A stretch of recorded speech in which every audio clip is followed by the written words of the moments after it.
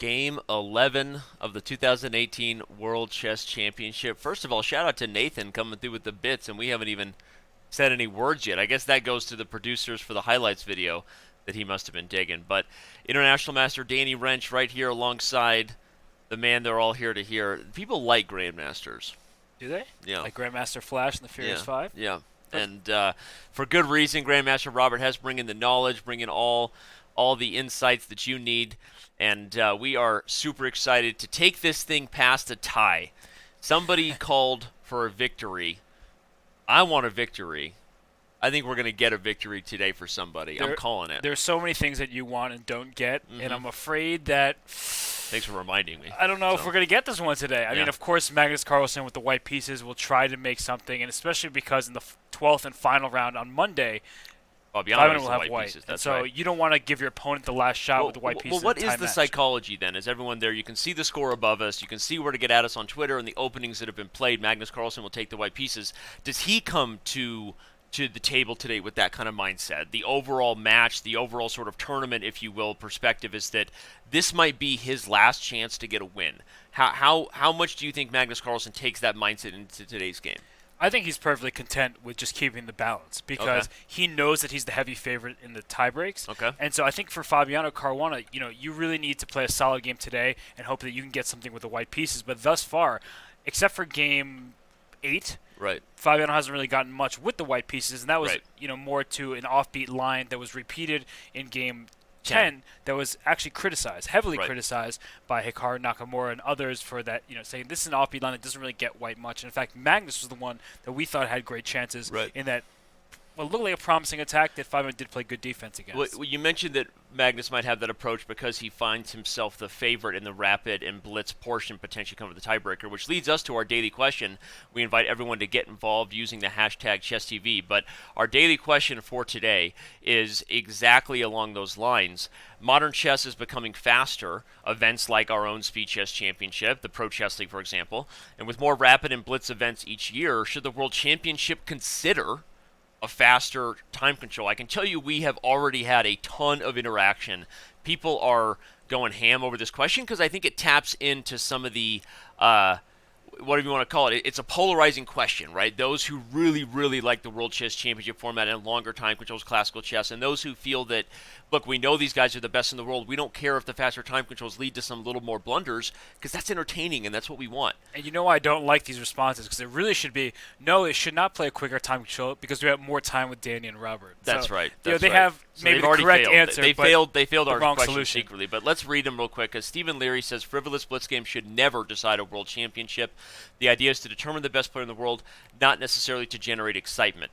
Okay, good point. Although, if even this event could lead to a blitz game if they continue to not win. So the argument against you, Steven, is yes, you're right, longer time controls lead to that, but your choices either would be matches go forever or eventually it's decided by what, a tiebreaker? People used to have that, where if the world champion remained a level score, he won by default, so to speak, and I think a lot of people preferred, you know what, no matter what, nobody wins by default. We have to have a game decided, which is why we make the time controls faster. So, interesting point, but there you go. That would, I think, be the counter-argument. Don't sacrifice the beauty of the game for marketing purposes. Of course, the world evolves, and the right balance needs to be found. So, again, I think that that's a good point. The games are higher quality with longer time controls, no doubt, right? The question is, are the matches themselves everything that they need to be for the chess world if we're not getting decisive games? I think that's the question. Yeah, and I would say, from my perspective, as both a commentator, a chess player, I got to go with, I like having long time controls for the World Championship, of course. Maybe it can be shortened a little bit.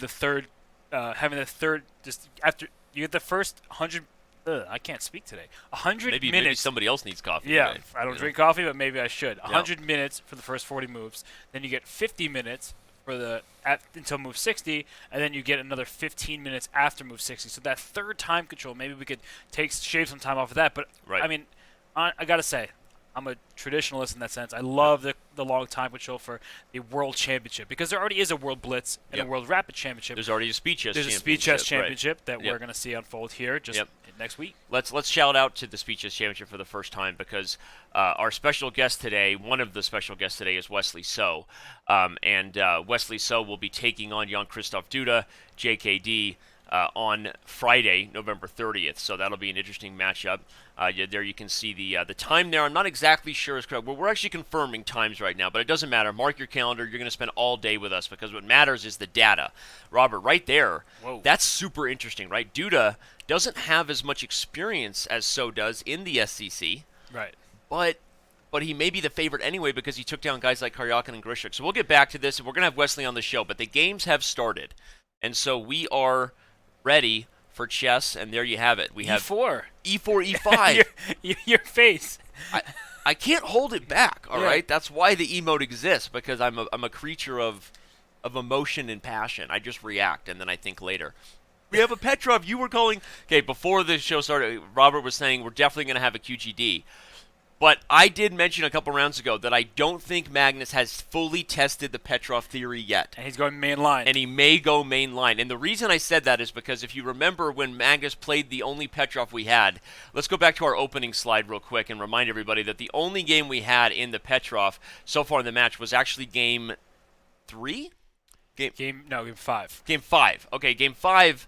No, sorry, game 6. Game 6. Game 6 we had the Petrov, but we didn't see the line we're seeing here. Now, this is the line that Magnus played at the Sinkfield Cup this year, and everyone remembers the infamous shh, right? When Magnus went full trash talk mode mid-game and ended up blowing it against Fabiano instead of converting on a better attack. He actually drew the game. Right. So now Fabiano is going to have to prove himself in what is definitely going to be deep preparation here against Magnus. Yeah, and they're moving very quickly at this point because these opening variations are very well trodden, very well known at the highest level. You wouldn't expect Fabiano Caruana to not know his favorite pet opening, and for Magnus Carlsen, well, you're challenging the challenger in what he's renowned for. Right? This is Fabiano Caruana's opening. I was interviewed before the World Championship match.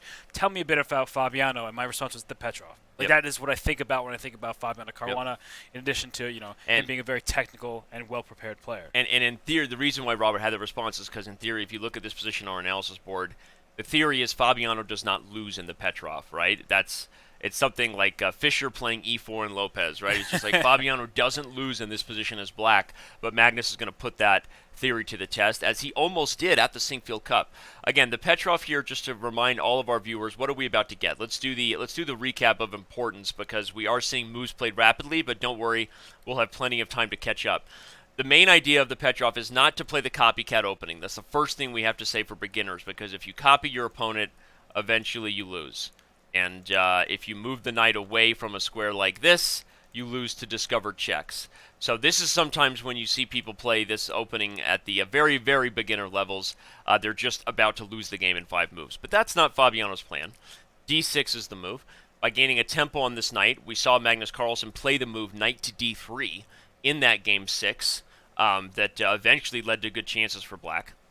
But knight F3 is, of course, the main move. And after knight takes E4, this is exactly what Robert said. This is a mainline Petrov. Now, the move knight to C3 has become more and more popular in modern chess, and the reason for that is the same thing I highlighted about why other retreats of the knight are possible. All you're trying to do is avoid symmetry as white to create the kind of chances you see on the board. Kings on opposite sides of the board. Again, we'll get to that. But knight to C3 invites this trade and willingly doubles the pawns for white to get more space and for rapid development. And that's exactly what you're going to see here. The bishop comes out. The queen comes out. And I just want to point out that in that famous Shush game, if we go back after bishop E3, Caruana chose knight C6 instead of castle. Indeed. And after bishop C4, then castle. So we already see a very critical difference. A small difference, yeah. And it's a critical difference we're going to get to because this knight is on F6 if you look at the live position. And black is already launching counterplay. So clearly Fabiano not in the mood to repeat a game from the Sinkfield Cup that did not go well for the challenger, right?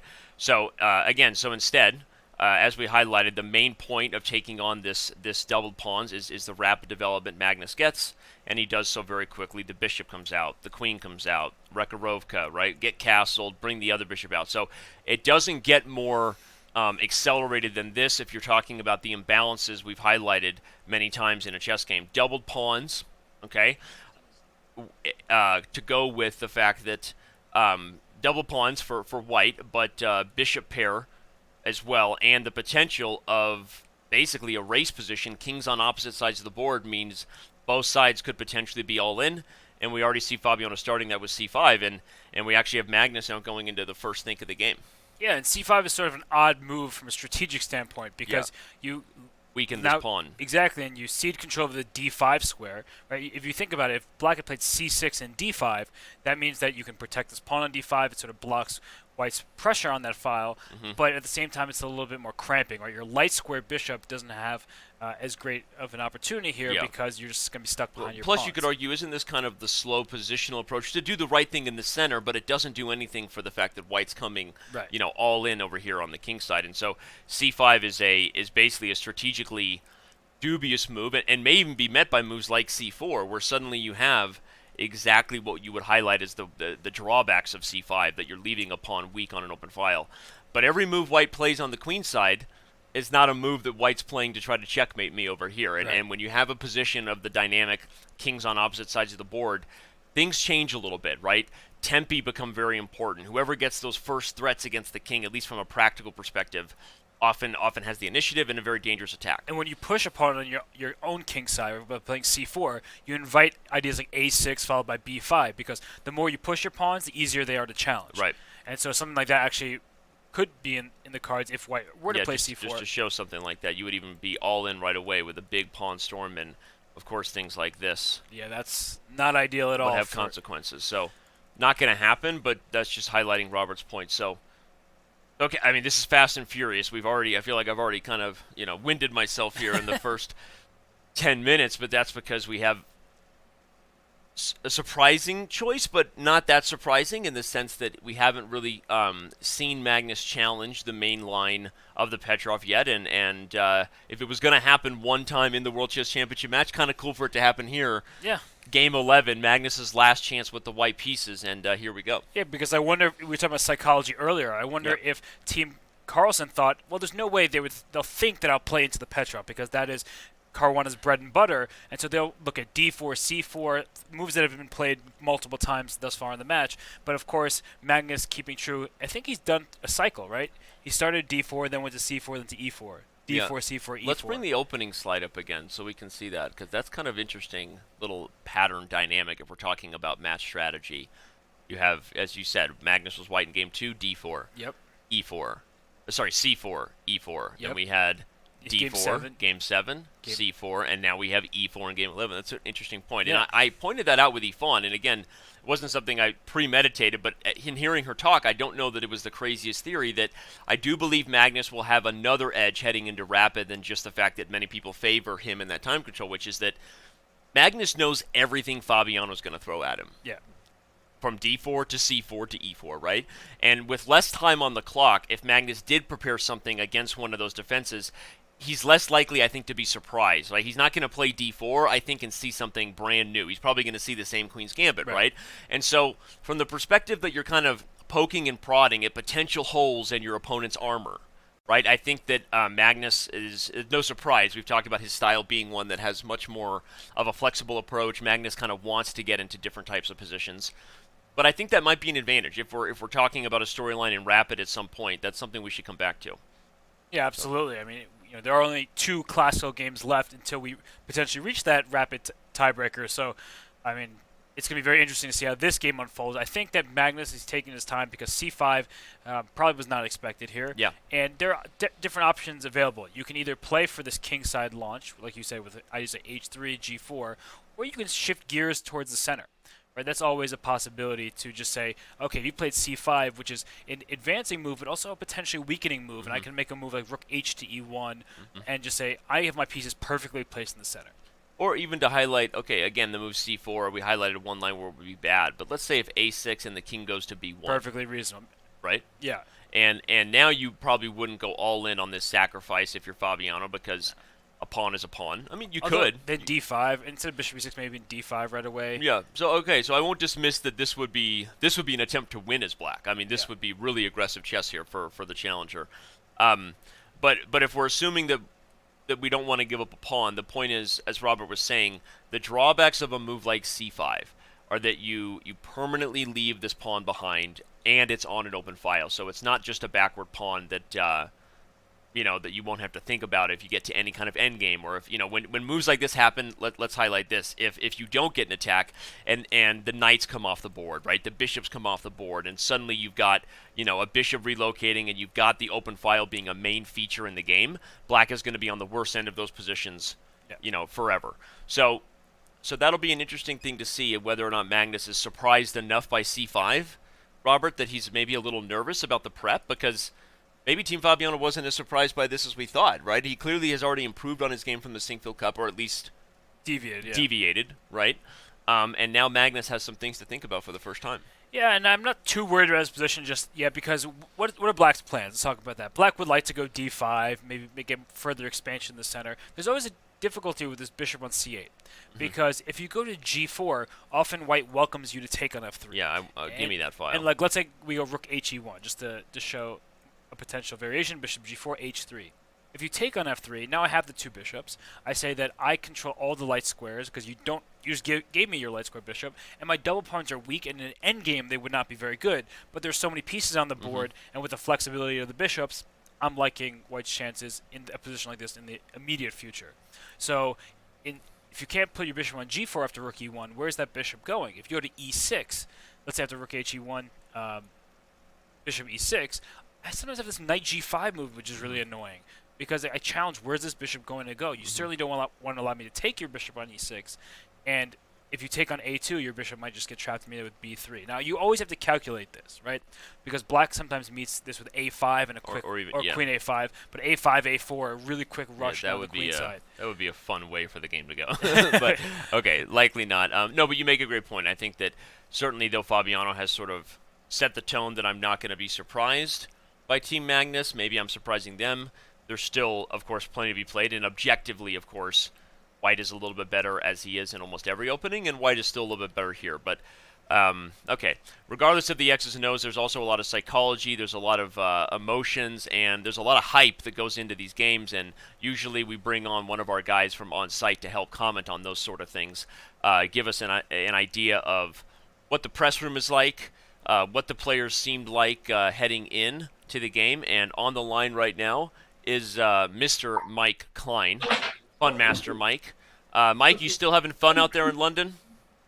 Yeah, weather's not cooperating, but we get more free days here than Chess.com gives me in an entire year, so we got that going for us. You didn't realize when you signed that contract I gave you that you were enslaved to the big chess company, but we appreciate it. As long as I keep giving you your weekly supply of diamonds, you don't ask where they came from. That's right. You know what? That's right. Exactly. I don't need to know. In fact, I don't want to know. So big Mike, news before you even get to your first question. Did you guys see who made the first move today? No, we didn't. No, who did? Sergei Karyakin. What? What's he doing in London? He just can't get away. I don't know what he's doing in London. I can confirm he is in London with his wife. And I don't know what Magnus told him. I was not the one in the room. Maria was. We'll get her on the air soon. But he played b4 for Magnus. So clearly showing some prep he didn't get to use in New York. Hilarious. And actually, Magnus let it sit there for a while as though maybe he had told him to play b4. But ultimately, we only have an orangutan as our president, not on the chessboard. That is hilarious. All right. Mike, let's bring this one back in here and say that Sergei is kind of openly rooting for Fabiano. Like, one of the only top professionals, I guess, similar to Hikaru, who kind of gave an opinion about who we might want to win this match, and he kind of joked that if Fabiano beats Magnus, he's his hero. So that's pretty funny that he ends up making a move for the world champion that beat him in 2016 against the guy that maybe he wouldn't mind seeing beat Magnus Carlsen today. Yeah, I guess if there's one person who can sympathize with what Fabiano is going through, it's Sergei. And I guess emotionally, he feels more of a bond to the guy who has been battered by the same guy he was battered by. So right. I guess that kind of makes sense to me. So yeah, we're going to try to get a one-on-one with Sergei later on today. Got my main man, Peter Doggers, working on that. Or Mike, or maybe it's that Sergei beat Fabiano Caruana in the candidates in a Petrov. So maybe Magnus is trying to channel his inner Sergei and defeat Fabiano from a white side of the same opening. That is deep. The conspiracy theories are many, right?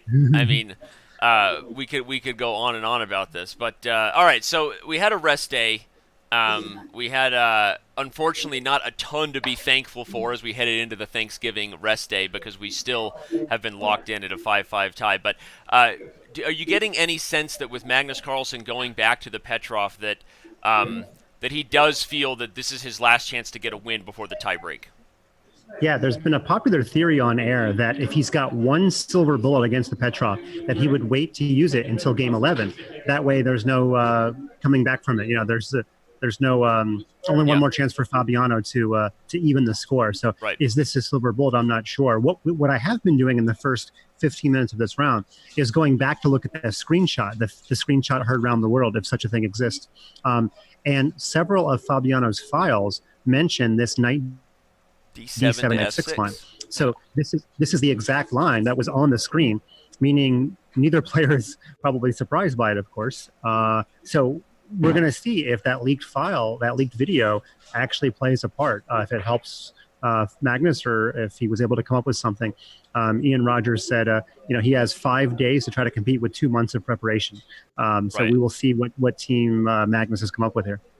Well, and not only that, but if Fabiano's team is aware of it, maybe he avoids things. We saw that Magnus actually went into the first think between the two players after the move 10c5 was played by Fabiano, and we're certainly not in the traditional position. Okay, not to get too much in the exit, knight c6 was played at the Sinkfield Cup. We have this knight d7, knight f6 line that was infamously captured on screen in the leaked video. So maybe Magnus's team going for this isn't necessarily going to mean that they're reaching something that they have out-prepared Fabiano's team in. That's true. It's we will never know what was prepared before or after that leaked video, but you're completely right. It's not like in that leaked video he had, some obscure line in the modern defense, which if he had, he would have won the match by now. Let's be clear about the modern. Right. But, for all those of you who don't know exactly what we're talking about, first you can go follow @ChessMike on Twitter. Of course, if you've been following our daily news reports, go to chess.com/news. Mike Klein and Peter Dawkers have been bringing us everything we need to know. But there was an infamous issue that happened early on in this match, and this is really the first time we've seen an opening played that was maybe directly linked to that video. So if you have no idea what we're talking about, we apologize. I know we have a lot of people tuning in from all over the world, Twitch, Chess TV, but we may come back to that depending on the storyline of this game. So Mike, I don't know if I have any other questions. I know you're busy on site. Robert, do you have anything else before we let our fun master get back to it? Yeah, I mean, there was this tweet of Magnus with some birds. So do you have any idea of what the players did on the rest day? It seems like Magnus was at a zoo or something. And what were the players up to and how are they feeling? You're cutting out a little bit. I think you're asking about what the players are up to on the rest day. Yep. And unfortunately, there's almost no intel on that. In fact, the Norwegian media, which usually plays the role of paparazzi while we all, feed off their little nibbles that they get, even they, I don't think, have been chasing Magnus around as fervently as they usually do. So outside of what the players put on their social media accounts, which for Magnus is not much and for Fabiano is basically zero, really almost nothing is known. Fabiano has been maintaining almost complete radio silence. Yeah. If you read my news report yesterday, what day is today? 2 days ago, I don't know. All the days are the same here. Christian Carilla said that they didn't even celebrate Thanksgiving, that they were just going to celebrate after the tournament was over. Right. So, I think Fabiano is basically full on, gulag mode. He's out in Siberia when he's not at the tournament. Right. Yeah. Shutting down the studio, as they say. Well, we're going to get back to it here. We have seen a couple more moves, and certainly we're all kind of on the edge of our seats in regards to whether Magnus possesses a silver bullet for the Petrov, as you put it, Mike, or whether he will ultimately regret going back into Caruana's wheelhouse, right, where everyone knows he lives and breathes the Petrov. So, Mike, thanks for everything you're doing. Remind everybody, get at Mike on Twitter. If you can, share whatever photos and insights you can throughout the day. The people love it.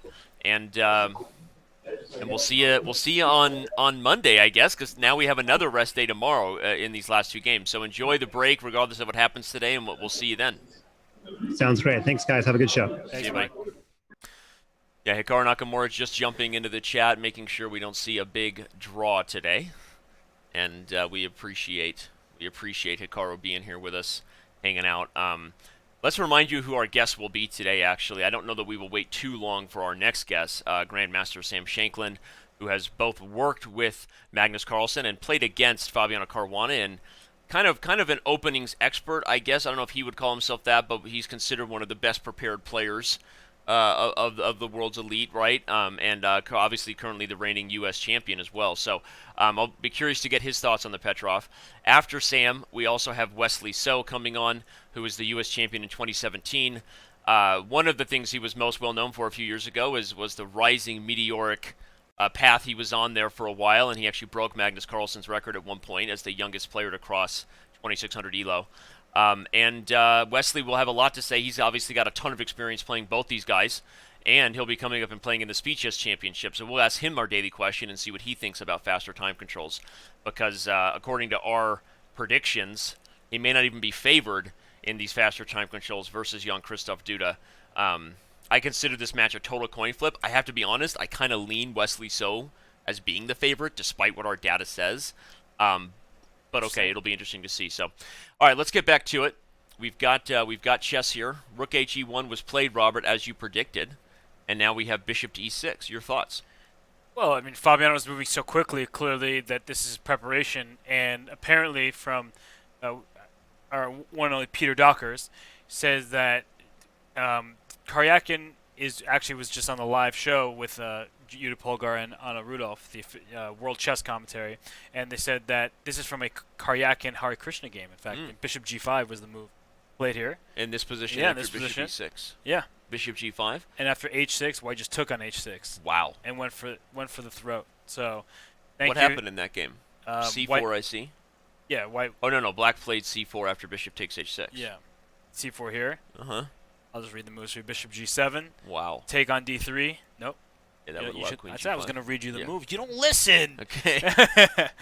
Queen G5 now. Wow. Knight E4. What is going on in this game? This is fun. Queen H6. And they said the Petrov was Bishop boring. G5 check. So trading off the queens before you get checkmated. Yep. And then Bishop takes F8. Pawn takes C2. I actually remember this game now that I look at it. And Rook takes D6. And I don't know the result, but Peter says White was winning. I don't know if that means White won. And again, this was the game Sergei Karyakin versus Pantala Hare Krishna. So Karyakin, having played the first move in the World Championship today, almost like he blessed or cursed the board, however you want to look at it, right? He certainly plays some sort of, Lily Potter thing, little charm on that thing. This was my response to Mike, right? Yeah. He said that, maybe Karyakin was rooting for Fabiano, but I think Magnus says, if you're going to play a Petrov, I got a little bit of psychology for you. Obviously, neither player picked the guest to appear at the board, so it's but the thing is, though, knowing who Fabiano is in the all right. I've used the term all-in apparently too much, but okay. So we continue with the idea that even though Fabiano has played the move Bishop E6 and is going into this line that Hare Krishna did, where apparently Hare Krishna was losing, I have a very strong feeling that their team has improved upon that game. Something tells me that if Magnus plays Bishop G5, whether H6 is seen or not, that Fabiano is very aware of that game. Yeah, and just by the time management, right? The fact that Magnus is still thinking here leads me to believe that he wasn't expecting this and that he might not know. Oh, okay. Magnus looks at every chess game ever, so I have fully. Magnus enjoys going over chess games. If you didn't get the memo, and that game was in Shamkir, where Magnus probably was also playing. Right. He often plays there, so I'm not sure. But Bishop G5, I feel like it's going to be unlikely here. And the move King B1 kind of speaks to me as a simple move, getting your king away from the center and out of any potential danger, protecting the pawn on A2. And you can decide whether you want to play B3 or A3 as White later, or even C4. Right? One of these moves can be played. C4, is always a possibility with his pawn stuck on D6, and Black can respond with D5. Right? Black has time to do that, but the issue now is that yes, your pawns are advanced, but it also makes them more of targets. So a move like Knight to G5, as I mentioned earlier, could be played, or even Bishop G5. I was going to say even Bishop G5, especially with the D pawn being a target. If you undermine this, and you've got potential there. Interesting. I'm fascinated by the fact that we've seen this position before, and that Magnus is spending so much time. And again, it's not because I believe that Karyakin's game with Bishop G5 and C4 and everything we saw there is something that that has to be played. But I wonder how Magnus is already sort of taken off guard at this point. That's surprising to me. That's all. Right. I think he'll eventually play King B1. I really feel like it's just in his style to just play a calm move. Mm-hmm. And so instead of this Bishop G5 move, if he does play King B1, I mean, the ideas actually aren't so difficult for white here. So if you do play D5, I have many options, including we talked about knight, Bishop G5. But I think after D5, Knight G5 makes sense because where's that bishop going? You don't want to leave it there because once I take on E6, you'll have this pawn on E6 that is easy to target. I'll move my bishop away and go after the pawn. And if you retreat, say Bishop D7, I can even consider the move pawn to C4 now, suggesting that you can push that pawn to D4. You certainly don't want to take, exactly. Even if not for this tactic, there was just Bishop takes C4 would be good for white, but instead of taking this on C4, if you play D4, once I go Bishop F4, I've kind of, your pawns are very extended for black, and it seems like you have central control, but at the same time my rooks on E1 is very well placed. Yep. And the ideas you highlighted before, if we start trading some minor pieces, well, those pawns actually become easier to target for black, whereas white's pawns are very hard to get to. Overextended potentially. But okay, I don't really buy that D5 has to be the main move here if you're Fabiano after King 1. I mean, can you go back to queenside kind of play that you would want to do with kings on opposite sides of the board? Well, So how are you going to get that?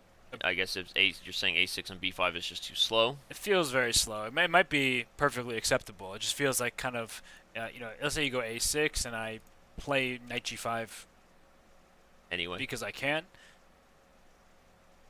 I just feel like, it's easy for me to see how white pushes black back, and I think white can just start picking up some momentum in the center. This Knight G5 move is irritating. And if you play Bishop D7 after Knight G5, actually this is a good example. After I play Knight E4, it's exactly what you were highlighting earlier. Yeah, if the minors get traded, the weaker this pawn becomes. Exactly. I control the D5 square. So then, let me ask you then, the more we look at this position and Knight G5 becomes an issue, why am I not playing Knight G5 now then? Well, I think the pawn on A2, there's got to be something there. You think I can take that then? I think you probably can. can. And then maybe this line. Maybe A5, A4. This looks very scary. How fun would that be if this happened? I mean, okay. I don't care think who black it's good for. would probably just win immediately. Your king is getting mated. It actually looks like King B1 and Queen A5 were just played in instantly. Yeah, so fascinating. King to B1, and Fabiano spends what is quite literally 0 time to play Queen A5. Yep. And the one thing about Queen A5 is if it induces A3, Robert, I guess black can immediately get B5. So there has to be some merit there. Right. And it looks like from a game recently from Sasi Kiran versus Miroshnichenko that the move C4 was played, and we see how queen trade on the D2 square. And that looks more principled from white's side after queen takes D2, bishop takes D2. And now there's Knight G5 threats. Also, this seems like the kind of position where you would be able to focus on this weakness, although maybe black can immediately rid it of his situation. Well, Knight G5 just looks very bad for black. Knight G5 right away. I thought maybe I could get away with E6. this. But okay, I can't. That would be tragic for black because I'm attacking your rook on H8, on F8. So there's nothing here, right? It's just too much. Nah, full exchange for one pawn, bishop C3, and I control the open files. So I think C4 will be played. I agree with you that after A3, these ideas with B5 or something similar, it's a little bit too risky. Right. And I think Magnus is in a position where if he does play C4, only he can be better and play for an But then I guess if you're Team Caruana, you've successfully used the Petrov again, at least to get into preparation, right? And maybe that's, I mean, I start to get into the realm of, I hate to use the reference to Nakamura's, the big word we don't want to say. Yeah, look at that. And it could be that we have some action coming, and there's a capital D.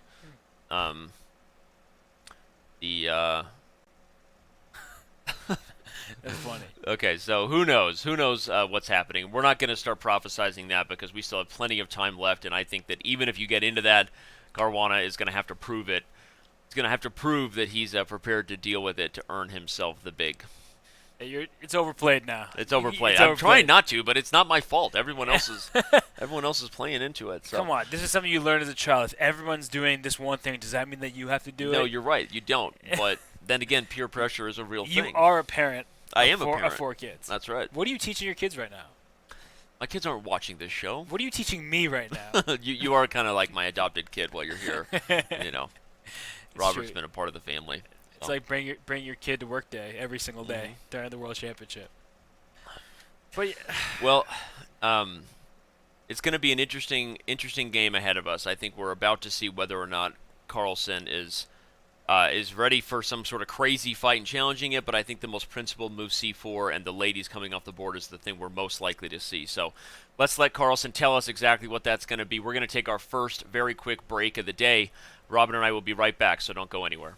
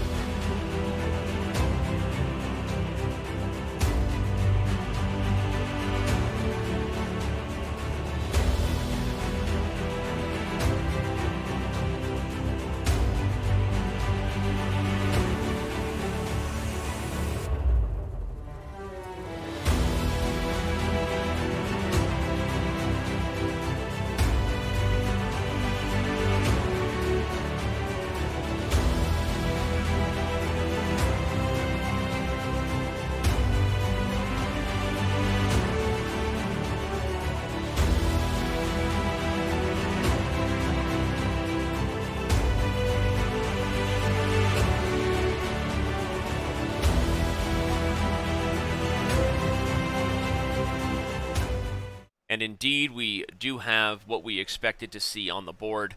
Welcome back to Chess.com's coverage of Game 11 of the 2018 World Chess Championship. Right before we get back to it, let's remind everybody how they can get involved and interact with Robin and I on the show. We have a daily question every day that you can post to Twitter with the hashtag ChessTV, and it's already leading to a lot of debate, a lot of discussion. It seems right now that most people lean the way that I think both Robin and I lean. I believe the World Chess Championship staying with long time controls makes sense, but I think there are counter arguments for all sides to make sure that we all have as most enjoyable experience possible. But let us know your opinion on this and get involved in the discussion. So, Robert, we have the move C4 been played. Yep. The ladies are traded. Bishop takes D2 is immediately the response. And you mentioned the game Sasakira and Miroshenko, so what happened in that one? After Bishop takes D2? We'll pull that up. We'll get to that in a second. But so far, this is not original territory. That's the main thing for everyone to be aware of. The review of what we've seen so far, if you're just joining us, let's go ahead and back up real quick to the full game. We had Magnus Carlsen going back in to the Petrov, the Fabiano wheelhouse, so to speak, with knight f3, knight f6. But rather than the mysterious and ineffective, I guess, knight to d3 that was tried in game 6, he goes back into the main line that we saw at the Sinkfield Cup. After knight takes e4, knight c3, indeed, we were repeating exactly what Magnus Carlsen played as white against Caruana at the Sinkfield Cup. But after bishop e7, bishop e3, instead of castles, here is where we see the first deviation. Fabiano played the move knight to c6 in St. Louis back in August, September. I forget exactly when it was. I think it was late August, yeah. And one of the most interesting aspects of that is that with the move castles and then the idea of the knight coming to d7 and f6, we actually have our first on the board reference to the infamous Fabi leaks, hashtag Fabi leaks of 2018, when for those who followed the potentially leaked video, unless it was false information, fake news, who knows, right? But the point is knight d7 to f6 was one of the most prominent things you could see there, and here Fabiano is playing into that line, so maybe with more time, Magnus Carlsen's team feels like they're ready for this, who knows. But they go in for this, and after bishop d3, c5, Team Carlsen went into the first think here, and Magnus still played theory, rook he1, bishop e6. We highlighted that a game previously between Sergei Karyakin and Pentala Harikrishna was with bishop g5. But Magnus played the more principled king b1 as Robert predicted, and then c4, which is the offering of a queen trade, and indeed the ladies accepted that. It's ladies' night, So they're out. They're out on the town right now, no longer on the chessboard. And after takes, bishop takes d2. We are right here in the live position, and so so there you have it. If you're just joining us, there you go. That's the full quick recap of what we've seen here in Game 11. Yeah, and the game we're talking about between Sasikiryan and Marashchenko went rook f8 for black. Okay. And after knight g5, bishop d7, white went f3. And white had a small advantage for pretty much the rest of the endgame. Black did eventually hold a draw, but white has more space. That backward pawn on d6, we keep talking about it. If these knights get traded off the board, well, that pawn is really going to feel much weaker because the d5 square is white's for the taking. Yep. The pawn on d6 makes the bishop sort of a pawn on e7. Yep. At least as long as that's to protect it. It's important to think like this, right? For our, regardless of what happens in this game, okay, important that you see the forest through the trees in your game so that you have goals like that. I want to trade off these pieces. I want to take away these pieces because that allows me to highlight the weaknesses on the board. And I think whenever you have a backward pawn, normally you have an outpost square with it. Right, by definition, because you have a square that can no longer be attacked by pawns. So, yeah, in a perfect world, that's what white would do, sort of a surgical approach to remove the pieces you don't want on the board, eventually use this square, use the open file to be better. Yeah. Fabiano really at home, I think, in defending these little bit worse positions in the Petrov. So not to say Fabiano's panicking here, but Magnus can push this position. Yeah, I would say Magnus also at home in positions that are slightly better, with no risk whatsoever, Absolutely. and trying to nurse his advantage and make it bigger move by move. Yep. So what I would say right now is the fact that Fabiano started spending time leads me to believe that he's not fully still in his preparation because the way he knew this game, but he wasn't ready for this. Yeah, because the way Fabiano has been playing throughout the match is when he's in his preparation, he's moving instantly. Right. He had more than an hour and 40 minutes, more time than he started with before this move. And so after this queen trade, which I would assume is just part of the normal variation of this opening, that I thought I would have a response instantly because why not, right? Well, I guess you could also argue that if he's aware of the type of positions white wants to be better in this endgame, this is a nice moment to make sure you take a second to think before you set the game down a direction that you can't undo, right? If you don't like rook fe8, that was the move that was played previously by Marashchenko. h6. h6 is a move that stops knight to g5. But I will say h6 has been played on the board. So when I see the move h6, two things come to mind. One is h3, g4, and maybe I can still get a kingside attack by putting my rook back to g1 and opening up some lines. Yeah. That's one thing. Yep. Another thing I think about is that pawn h6 means you can't go g6. And the f5 square might be one for the taking, so knight h4 comes to mind as a possibility, just improving my knight's location, playing for knight f5, and challenging the bishop on e7. So those are two things that immediately come to mind. I would say a third thing, which I wouldn't recommend but is a possibility, is in the live position, playing the move bishop to f5. Now, the reason why bishop f5 is possible is because after you take on f5, your bishop on e7 is hanging. We have a pin, and I have a rook on the 7th rank, which is always a good thing. Yep. But I don't like the prospects of having opposite colored bishops, and I think that perhaps that is a little too accommodating. Yeah, understood. And I wonder what that's met with, though. I mean, maybe rook f8 actually. Just give up the b pawn. Give up the b pawn, and then just throw my rook down the board to e2, and you can't really protect f2. And if you move your bishop, c2 is hanging, so you're kind of stuck all over the board. Interesting. And I think sometimes you want to play with that momentum and just play with the initiative and say, you'll take my one pawn on b7 that doesn't lead to a pass pawn. My activity, and I'll probably win a pawn back, but at least my activity is more than worth it. I just love what you highlighted about h6 because I think it's instructive to quickly note that we always say with every action, equal and opposite reaction, and pawns are really the part of chess that really defines that in terms of how you should be thinking. So your opponent plays a move that may irritate you immediately because it stops your immediate threat, but there's always a consequence, right? And the quick consequence is that this g-pawn is stuck due to the fact that h6 is going to be consistently loose. So I love knight h4, knight f5. This is an interesting thing to highlight here, but even just the first thing you mentioned, h3, right? If we see h3 here, we may not see Hikaru scowling as much as we did initially in Game 8. But h3 is a move that would support g4 and g5, a much more aggressive purpose of it. And even with the queens off the board, if you start opening up lines toward the king, you got just about everybody else, right? It's just what Magnus did to him in the Singapore Cup. Right. Like, there were no queens on the board in that game. But the attack was real. But the attack was very strong in that game. Yep. Okay, interesting stuff. So h6 was played, And now Magnus will again have an interesting decision to make. The time management has definitely been favoring Fabi overall, Right. but that's not really a huge surprise given that this is where Caruana is comfortable, and especially because the onus is on Magnus to prove some sort of advantage. Right. And I think in this elite level chess, it's easier in many ways to prove a stable position with the black pieces in a fight for equality than it is to really play for something that leads to some kind of large advantage, right, rather than just a slight nagging position. So right. I think Magnus is in his wheels, but I think it must be frustrating time and time again to be walking right into lines that Fabiano feels very comfortable in. Yeah. Granted, in game 9, Fabiano did not feel comfortable, right? He's Yes. the one who said, I took on f3 because I didn't see anything concrete, and I wanted to make the position easier for myself.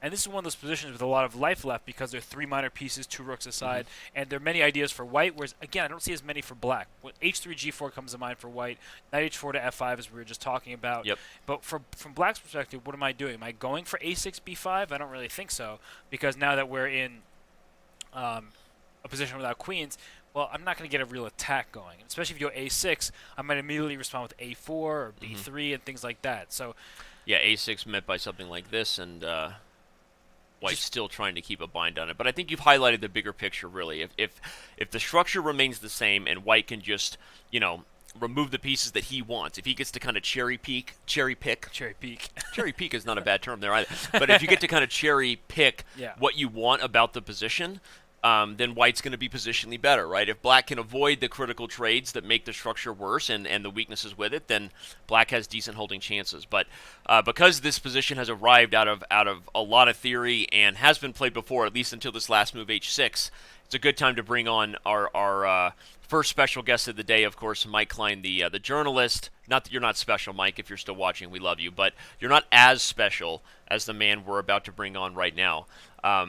He's number 4 in the U.S. behind the big 3, Hikaru Nakamura, Fabiano Caruana, and Wesley So, as you all know them.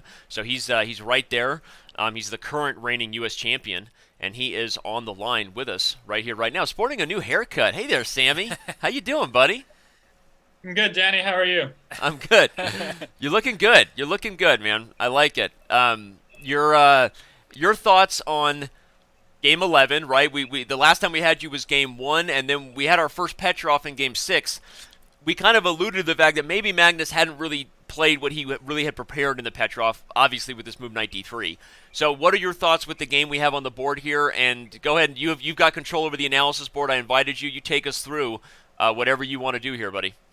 Well, I'm not too familiar with this specific line of the Petrov. I've never really believed in these castle long positions for white.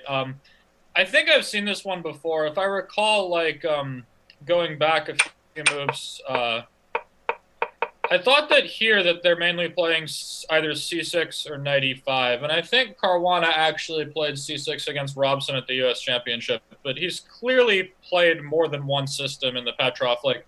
It's funny, he's very predictable against e4 in the sense that you're probably going to get a Petrov, but he's not predictable in the sense that you don't know what kind of Petrov you're going to get. He's played these lines where he's tried to play knight c6, bishop e6, and castle long. He's played with castle short. He's played multiple systems within castle short. So he's pretty flexible within the Petrov. This thing with bishop d3, c5 looks familiar. And I remember the computers were always saying black was sort of okay, but the position never really appealed to me. I don't know how much that will matter to someone like Caruana. And why did it not appeal? What do you see here for the viewers that you just don't like?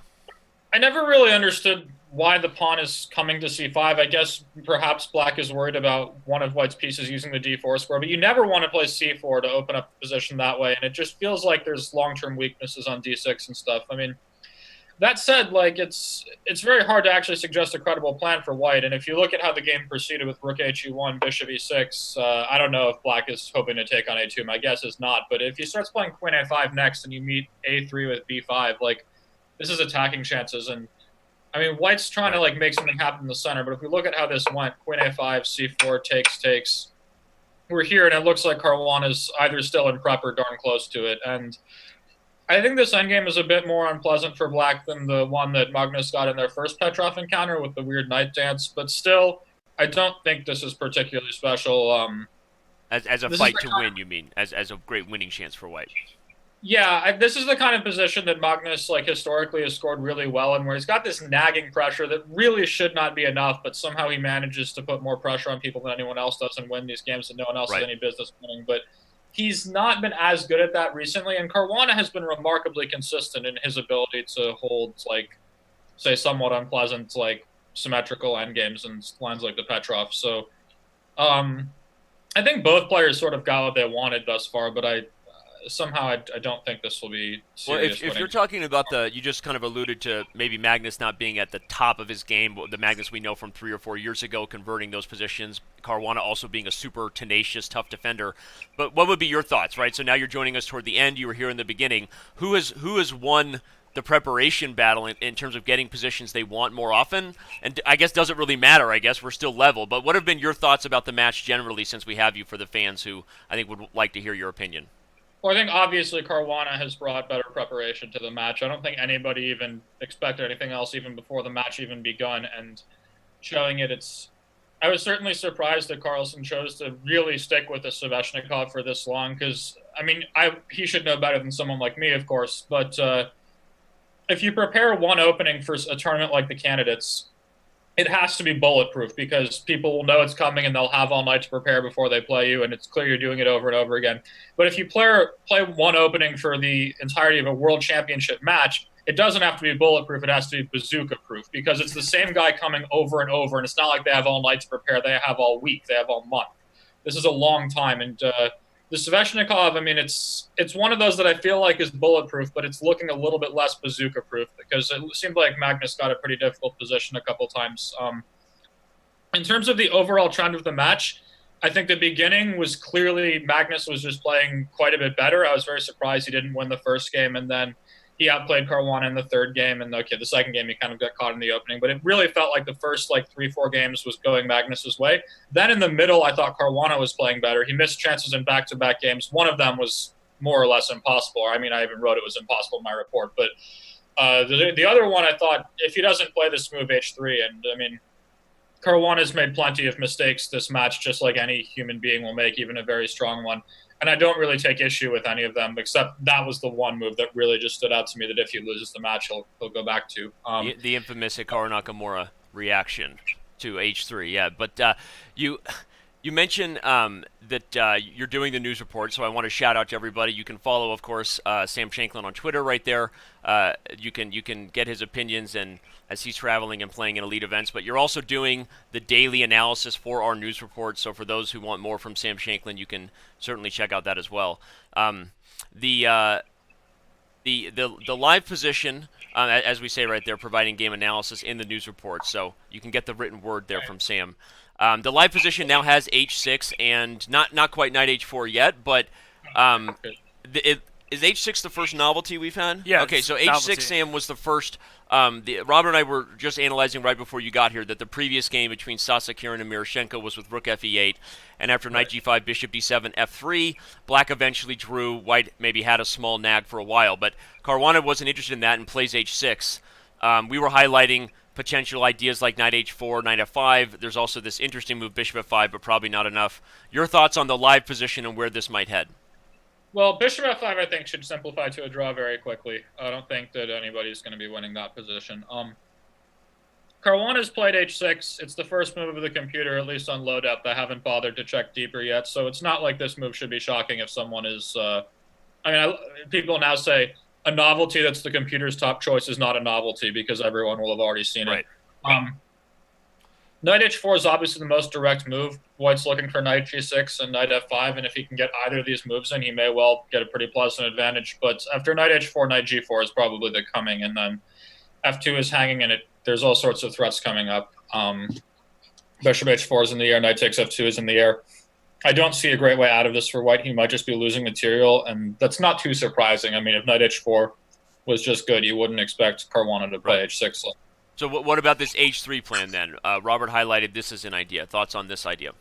That looks like the best move to me. I think that it makes a lot of sense as well, because it's dual purpose. You can play for G4, G5, and also now Knight H4 becomes much more credible because Knight G4 is not really there anymore. So H3, I think, looks like a very sensible move. b3 also seems very natural to overprotect c4 and advance just in case, because you may want to move that bishop at some point. I don't know. These positions, it's hard to fully understand them properly. I mean, I certainly am nowhere near Magnus's level with this kind of thing. I'm sure what he comes up with the computer probably will just call it equal, but he might have some idea in mind. Well, Sam, he just played knight h4. Shocking move. Knight h4 was played. Well, okay, so KS button has been pressed. He must. I guess we need some concrete calculation, because your knight g4 idea does sort of seem very interesting, but there must be some kind of tactical flaw with, I guess. Maybe the knight gets in trouble on f2? Something like this, and then takes, and you move? Is that an idea? That looks pretty good. That does look good. Because actually the e7 bishop is hanging, and the knight on f2 might have wandered too far. But what happens after bishop f6 now? And then the point is, when the knight is hit by either rook f1 or bishop e3, you're going to play g6? Yeah, but let's say I go rook e2. Yeah, no, this is just bad, actually. After g6, you can play rook takes f2, rook takes f5, and bishop h6. That looks like a pawn. Let's do that. So rook e2, what are you saying? You have to go g6, otherwise you lose a piece. And you just take. Something like this and bishop h6, and that's a pawn. Yeah, owie. Pretty clean one at that. So that would not be good. In addition, in this position, rook e7 is not totally stupid, but maybe it is. Bishop d3, knight f2, and knight d3. But okay, so it takes. I mean, I'm just trying to show the lines for the viewers here, so that would probably be a 4-key mode. Yeah, okay. This is yeah, so bishop takes f5, and now knight takes f2, and the chaos button is being pushed. And I mean, I'm not exactly sure what will come of all this. Instead of bishop f6, black could consider bishop g5. Also makes a fair amount of sense, because we want to trade off this active bishop. And again, if rook e2, something like g6, it's going to be hard to keep that knight under control. But if I just take the knight again, like, a lot of these endgames seem a bit problematic. This is a very different one, because here you're not winning a pawn. In fact, here I think black is just drawing on the spot. You go king f7, rook a e8, rook e6. This just looks. And if I go rook d1, you can just put a rook on e8 and just take over the second rank. Yeah, this I think should be easily held. But white can improve on that. He has other options. Like, instead of this, you could potentially try, like, I mean, I'd even be tempted to just forget about the knight and slam into e7 and maybe try to, like, get the knight with the other rook. Doesn't look totally stupid. Because if g6, bishop d7, it's going to be pretty annoying to get rid of that bishop. And then, by extension, get rid of the rook. Maybe you can go g6, bishop d7, king g7, and try to get rid of the rook that way, but that doesn't work either. Something like this, yeah, here king g7 would lose to rook f1, king f6, and just the rook retreats and the knight is lost. Yep. So white has several options here. Now, black does not need to play knight g4, but it certainly feels like the most principled move. And if he doesn't play it, he's going to suffer. Now, he may well suffer successfully. I mean, it's not like he's lost or anything by any stretch. Not losing material, but... and you're talking about the initial position here with knight to g4, yeah? And I like that phrase, suffer successfully. Yeah. He's a successful sufferer. I like that. Yeah, no, I mean, if you're in some trouble and then you make a draw, I would call that some successful suffering. I mean, right.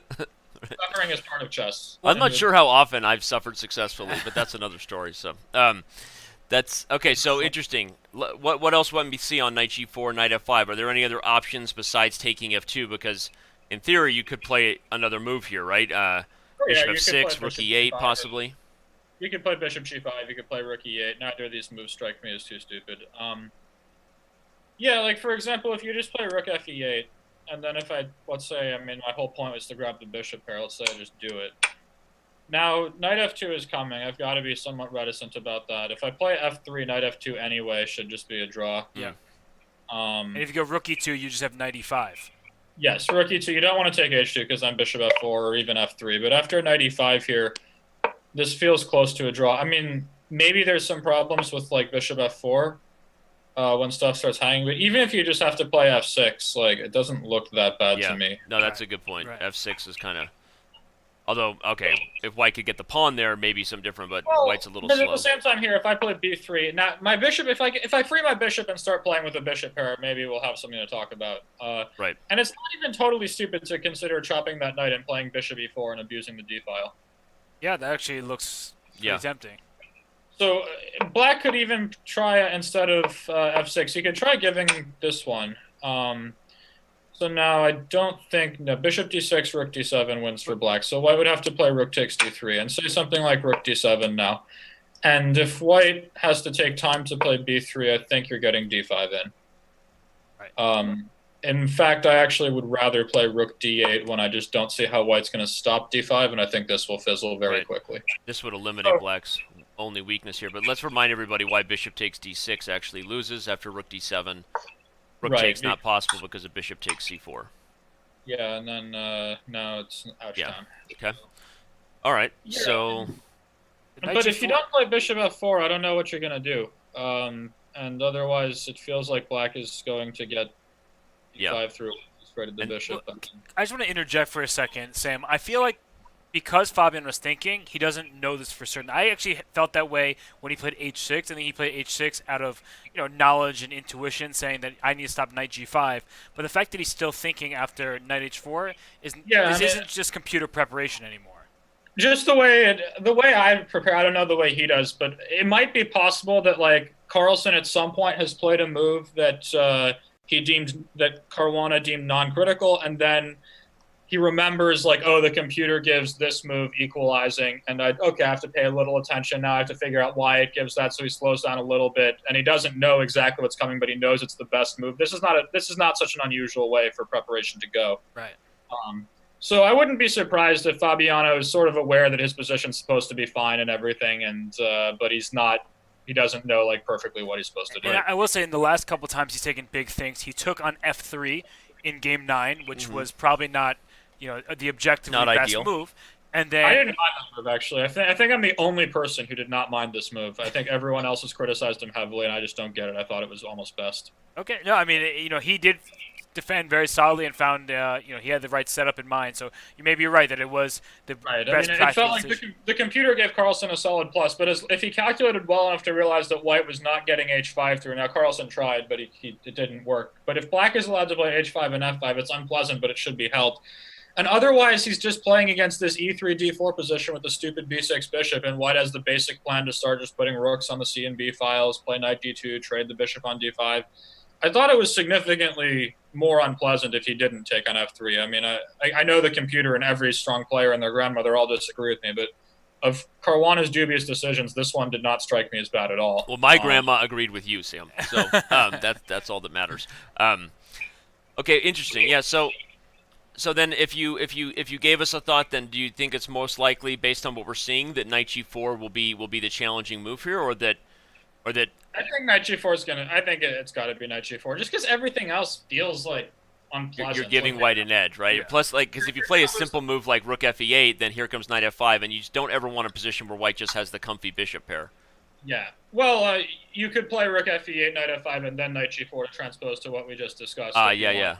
Right. Good point. But knight g4 clearly sooner or later has to be played, because if white is able to abuse the f5 square, and he will just be better. I mean, I don't know how much. It probably won't be enough to win the game, or well, it's certainly not gonna be like winning advantage right away. But Carlsen can grind, and but at the same time, I mean, I wouldn't be as worried about Caruana's chances in a position like this one as I was before. Like, I mean, I considered him a pretty big underdog when the match started. I think just about everybody did, and I still think that even seeing what I'm seeing now with black probably equalizing this game, and with white in the last one, I still think that Magnus is an overall favorite. But the one thing that stood out to me is if someone told me before the match, like, Caruana is going to like take the lead at some point, I'd be like, okay, a little surprising, but I could see it happen.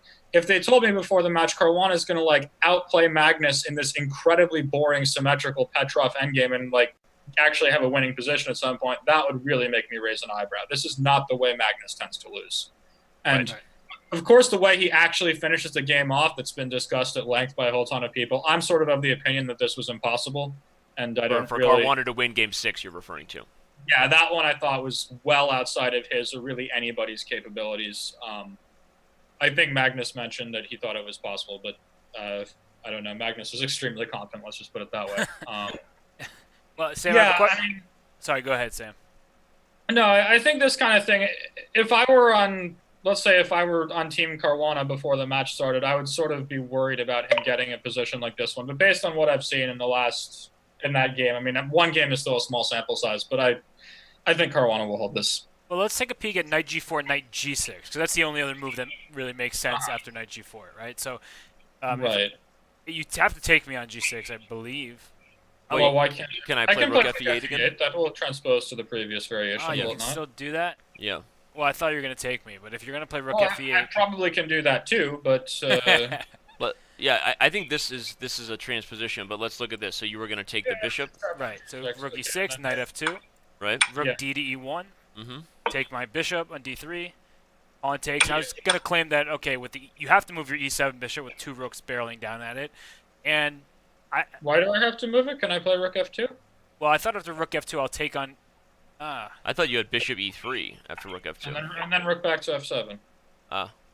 And there's no Well, tactic you can take on c5 here, or yeah. taking h6 I think is nothing. Then I would just yeah. take back and play rook af8. But taking c5 is a much better pawn, and here we'll be left with a bad structure. Now, this is unpleasant for black. I mean, it may be holdable, but this is certainly not what black wants. Okay. So that's exactly what I was trying to get into. And if you move your bishop, let's say to keep 2 rooks on bishop f6, I'm gonna take your d6 pawn and say that we could trade rooks on d8. I'll put my king on c2, and I have the 4 on 3 on the queen side. Well, I do not think black should play rook d8. He should play rook e8, but sure.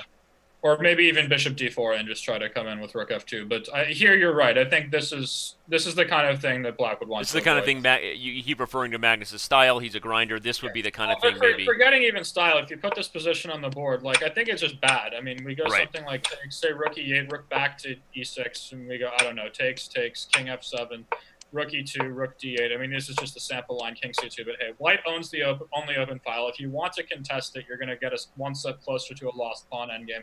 And all of black's pawns are going to be on the dark squares on the queen side, which makes them ripe targets. And white has a pretty easy plan to play for d4 eventually. I mean, I mean, maybe it's holdable, but this is not the thing you want, and it's definitely not the thing you want with Magnus. Right. So that's sort of what I was thinking. The reason why Fabiano was contemplating this position for so long is he has to evaluate the consequence of knight g6 in addition to knight f5. And like I said before, but I think in both cases the best move seems to be rook e8, and black is sort of okay. I just think white's not one tempo too slow to hold everything together properly. And the last thing again in that line, if we look at it again, I was wondering if one idea here is I can't play f3 because you go knight f2 anyway. I was trying to figure out a way, Sam, where I kept the idea of pawn f4 open instead of bishop f4, but it doesn't. Oh, f4 is actually not easy to pull off, at least. Wait, if you go maybe now, f4 right away? No, but knight f2, if you go f5, are you going to move rook?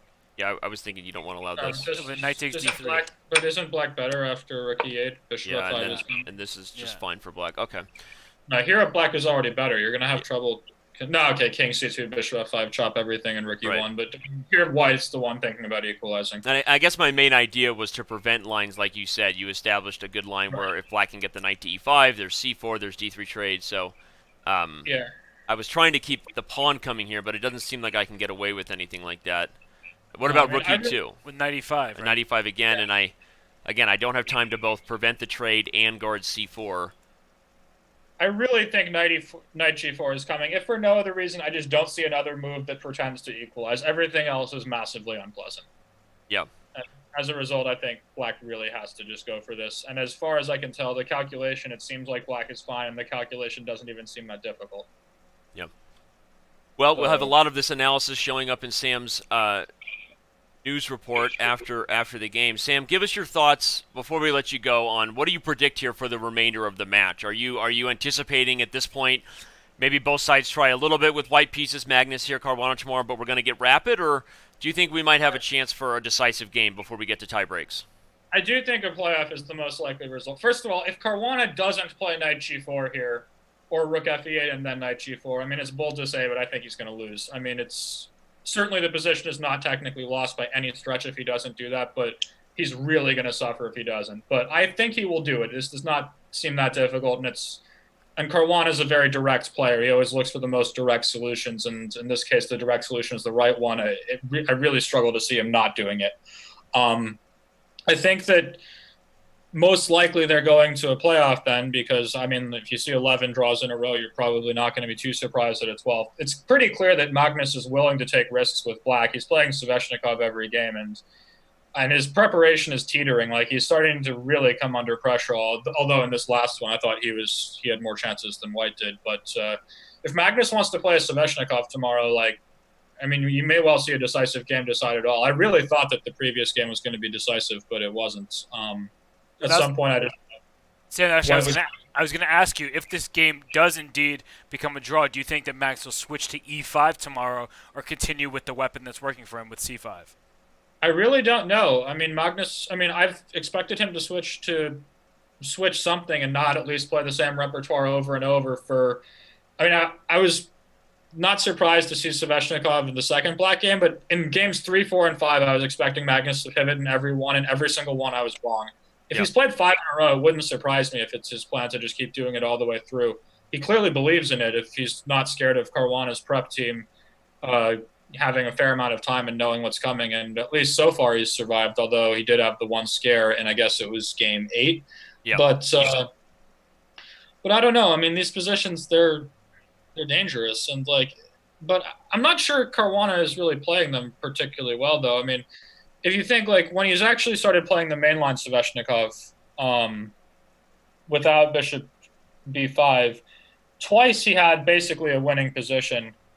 Once he played H3, and which I thought was by far his worst move of the match and the one I've been most critical of, because it was so not in the spirit of the position, when he should have been just trying to blast through in the center before Black was finished his development. And then in the other time, he didn't grab a pawn on B5. Both of these cases, I think, were because he was worried about Black's potential for a kingside attack. But if you've specifically chosen to play this pawn structure in the opening where White goes E takes D5 and gives Black the central kingside majority, giving him a kingside attack is just what you're signing up for. Right. Yeah. That's not to say it's a bad decision, but you have to understand that you're going to have your king taken for a ride, and if you want to keep your king safe, it's going to come at an extremely heavy price in such positions. Right. And that's something I thought Caruana has misplayed the last couple of games. Well, speaking of misplayed, Sam, I mean, he went rook F8 and knight G6 is on the board, was played instantly as a reply, and this leads me to, I don't know, I'm a bit concerned because if Caruana found the concrete variations that we were talking about with knight G4, would you not play that immediately? I don't really see why this inverted move order could potentially be good for Black. So I think actually if you want to play this is the more accurate way to do so, because if you go back to knight G4 in this position, knight G6 you have to play rook Fe8 it seems like, but knight F5, I mean, maybe they're after rook Fe8 here, maybe White doesn't have to take the bishop, maybe he has some other, I don't really see what it might be, but if there's knights on G6 in this position, maybe rook E2. Yeah, maybe rook E2. Oh, but still knight E5. Yeah, probably a transposition ensues anyway. Probably, but there's no reason to give White extra options. Right. Okay. Well, I guess after rook Fe8, though, here you have to go to G6, because if knight F5, bishop F8 is fine. Right. So he went knight G6. Yeah, that makes sense. You don't want to allow Black to keep the bishop, so knight G6. And Fabiano's still thinking. So I think he might just be confirming the lines. I mean, I kind of feel the same way. I mean, at this point, we're analyzing. It's hard to see where the concrete edge is coming to White. And also, I don't mind Caruana spending some time to think here, because if the variations that we're looking at are correct, which I do think they are, I don't see a problem with them. They basically just end the game. You don't need your time once we get these opposite positions and rook D8, rook D7, and D5 comes. You just shake hands. So I'll challenge your setup just once more before we let you go. So let's say this knight G4, I take on E7. So this line with take back for us, rook E2, knight E5, and let's say I go bishop C3. My bishop on F4 doesn't really make too much sense. Put it there.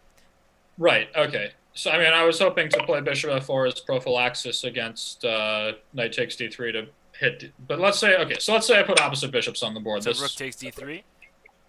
Right, and now you can't go rook D8, because if you go rook D8, I go rook G3, and you're in big trouble there. That is correct, yeah. Okay, so rook D8 cannot. What if I play rook D7 though? Still rook G3. But then I can play G6 or G6. Maybe you're going to start sacking. That's what I'm exactly what I'm doing. That would be fun. Well, I'd be excited to see that whether it's good or not, because I don't know which one you take on first. E6. They both look fun. Yeah. I don't think this is so impressive for White though. Because you can't go king F7, and we should show why. King F7. You could. No, rook G7 check and rook G8 check. Oh, okay. Sorry, I was looking at rook H6. Yeah. Right. Okay. Something like this does not strike me as so bad for Black. Like, let's say here and I play rook F8, and then So F3? Or probably actually rook g8 is more accurate. Let's go rook g8 and then rook g6 and challenge this rook. So you're saying that even though the 2 pawns and the bishop for the rook, I definitely think white has good chances in a position like this, but You may well, but say something like rook g6 now, and then Probably you It's want not to keep the rooks on the board and try to use the f pawn. yeah, okay. Then I play like rook f7, f4, and h5, and I just really will struggle to see how white wants to make progress in a position like this one, and h4 can be coming. I mean, anytime you want, you can play rook e8, rook g8, rook e6. This should be a draw like whenever white wants it. I don't think he's risking anything, but at the same time, this Just to H4 show that is for fine. everyone that there's a threat of mate, and then rook g8 you would go back. So just to show the line Yeah. that Sam was. right. Same But like, there, I mean, h4 is coming. Black's pieces are pretty well situated on the light squares. It's very hard to set your pawns in motion. I mean, Yep. like I think if you ask me what color I prefer here, it's definitely white. But I don't think it should be enough to win or actually even Well, close. I think There's a very good chance we'll get some sort of lines that that Sam has. And this only represented my most direct attempt to deal with Robert's line, which dragged his rook to d3 and gave him the tempo for this. But if I play something like f6 instead, were you planning f4 here, or? or I might play F4, but I might just take on E5. Your lines sort of seemed The d file Yeah. line. Right, so something like this. I mean, if Black has to play a position like this one, and then we start playing bishop e4, this is just going to be unpleasant. I mean, Yep. you could probably take with this pawn, but I'd even worry about f4 here. Like, or no, f4 bishop g4 wins, but like, at some point f4 might be annoying. If I start with rook e1, like, how do you stop f4? I mean, I guess you can play g5. Actually, no, g5 is just good. Then rook d8, rook d4 so comes. so play rook e to d2 and just take the d file, right? That's Like you were saying earlier, yeah. Okay, and so if rook d8, you have bishop h7. If rook d7, you probably also play bishop h7. exactly. So, But so your just to bishop- show that line for everybody, this would be a worthy transition for white because you end up with the 7th rank at the Yeah. end. This still isn't that easy because after b6, white's structure is worse, but I do think it's pretty good for him. He Right. can play a4 and play for a5. But the thing is, after rook d2, your bishop is still stuck for one critical move. So I can play something like king f8. No, but now bishop g6, and I can't take on c4 either. So Yep. maybe I have to play king f7. King f7 looks like a good move, actually, because now I have the sort of quote-unquote threat to play rook d7 when I can meet bishop g6 with king e7, and then actually black is playing for an advantage because he's got the better structure. Something like and this it's is what I'm just trying to highlight the lines you're given there for everybody. This would make sense to not give white the 7th rank. Right, but I'd probably go bishop e4 instead of. I mean, yeah, I think maybe black is still hanging on there, but at least it feels there are options Right. for white here that makes it feel pleasant. Right. Yeah, if white could play b3, bishop e4 back-to-back, I think he would just be better. But as is, in fact, actually, I'm not even, like, let's say he plays b3. Now, I thought rook d7 is easily equalizing, and it probably does. But even if I play, like, f5 and just say, I will stick my king on f6, then I play e4, I come my king to e5 if needed, I can overprotect the e6 bishop with rook a e8. What are you actually doing on the d file? And someday I play g5, f4, and set this in motion. This is actually looking much more double-edged Well, than that would be. I was going to Yeah. say that would actually be really interesting, and black might suddenly. Well, okay. First of all, Magnus has the choice if he wants to take on e5 or not. It's not like he has to. I mean, for example, after bishop c3, f6, if he doesn't like that position, he can always play b3. Actually, here this looks like a much better option for white because after knight takes d3, rook takes d3. My whole point previously was I'm going like rook d7 and gaining a tempo on the c4 pawn, but you can't do that now. And it's not so easy to keep everything protected. I mean, if you play rook d8 and, I don't know, I go f4, king f7, rook e3, I mean, probably black's okay, but I'm putting a little more pressure than I was able to before. Well, this might be the kind of position Magnus could push for 2 results, Okay, but so knight g4 has been played. It's followed actually the very- bishop f4 has been played now. We've so- already had knight g4. Right, so Magnus went with my move, although Robert was sort of convincing me that his was actually a better try. I don't know, somehow I thought bishop c3 felt better, but yeah, the game has continued, takes, and now the line I had suggested while we were talking was rook d7, and I thought that after b3 and rook a d8 followed by d5, black is forcing a draw. I guess we'll find out if that's the case or not. Yeah, I mean, b3, I thought rook, I mean, you can probably play d5 directly, but We're actually already in that line. Wow, this game is going fast. Rook takes d3 is the position we're in currently. okay, and rook d7 has been played. Yeah, the live game is moving along quickly within the variations we've been looking at, which is I either good So, or bad, and already we've seen rook to d7. So if Sam's, I think it's definitely good if you're a Caruana fan and bad if you're a Carlsen fan.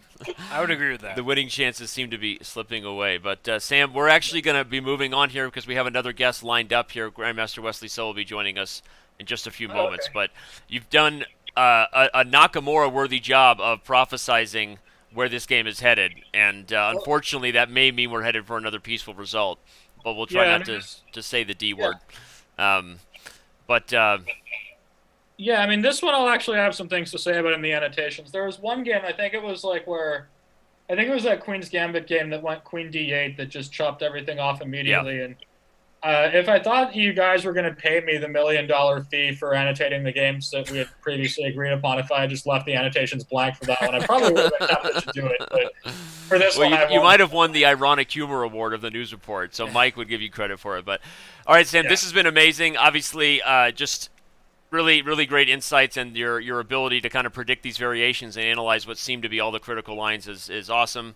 Fans appreciate it, and obviously look for Sam's analysis. Follow him on Twitter and get at Sam Analysis in the news report. But we're going to let you go and see if we can keep this thing spicy before the players trade off all the pieces. What? He said, and buy my book. And buy his book. That's right. That's right. All right, Sam. Thank you so much, man. And we'll look for your analysis in today's news report. Like you said, you got some stuff to look at, so everyone can read the written Sam Shankland later on. All right. Thanks so much. See you guys around. Thanks, man. Yeah. Well, these variations. I saw some fans not happy that we were moving too far away from the live position, but I would counteract that and say you're wrong because all we've done is analyze the variations that are occurring in the game. So point commentary, because the truth is I think we looked at just about every possible critical line, to be honest, after knight h4, and unfortunately that may mean that white doesn't have anything. Yeah, and it's not surprising at all that the U.S. champion, Sam Shankland, a bit of a surprise to win, not a bit, a huge surprise to win the U.S. championship this year ahead of the likes of Caruana, Nakamura, and Wesley So, but now he's joining that elite pack with his 27, 20-plus rating. And, so don't be surprised if he continues to surprise at the U.S. championship, right? Yeah, and, he got this, he nailed it, right? Bishop f4 instead of bishop c3. Yep. And maybe he just understood Magnus' style a little bit better than I have, but I really thought bishop c3 was I think and he admitted that you had convinced him. I think he admitted that by the end he thought that this was a slightly better approach. And I think the idea you came up with that was really kind of sexy, if I may be so bold, was this potential transition, right? We've got a pin emote here on e7, and the point is this might be really irritating to deal with. And it's the kind of obstacle bishop position where if you get some sort of attack, even if you don't sack the exchange, I wanted to go back to that. We didn't have time because Sam was, he was doing a Nakamura impression of fast variations. But I thought there were other ideas here, Robert. Like you could play for h4 first and try to induce h5. Your c4 pawn's hanging right now, which is what I... Yeah, I almost just want the attack. I almost don't care. But I hear you. Okay, if I could get h5, I'd be willing to sacrifice this pawn. The problem is I don't think I can. Oops, sorry. I don't think I can do that because you have things like this. Yeah, and then d4. But the point is, I think you had a nice idea that there was a potential obstacle bishop dynamic there, and so I think even Sam was sort of suggesting that maybe you were right that bishop c3 was a better plan. And in fact, now Carlsen has played bishop f4, but after knight d3, rook d7, Carlsen's back in the think tank trying to prevent a capital D on the D file there. So, okay, well, we're going to take our next quick break here to check in with things going on behind the scenes, make sure our next guest is ready. Don't go anywhere because Grandmaster Wesley So will be joining us here at some point around the top of the hour, and maybe even sooner than that. So we will be right back.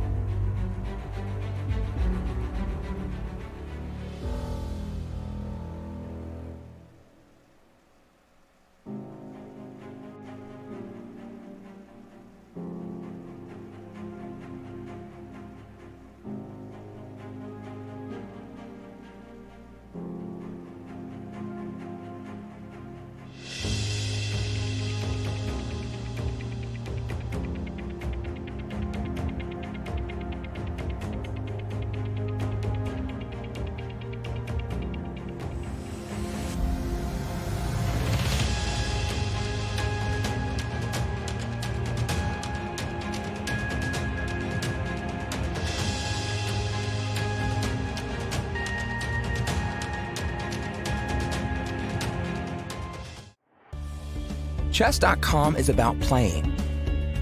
At any moment, there are thousands of people from around the world playing on Chess.com. So whether you're a total beginner or a grandmaster, you'll find a game quickly with someone at your level.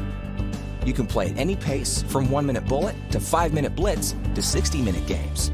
Or you can play more relaxed games where you have several days to make your move. There are tournaments starting every few minutes. Or you can play against our customizable coaching computer.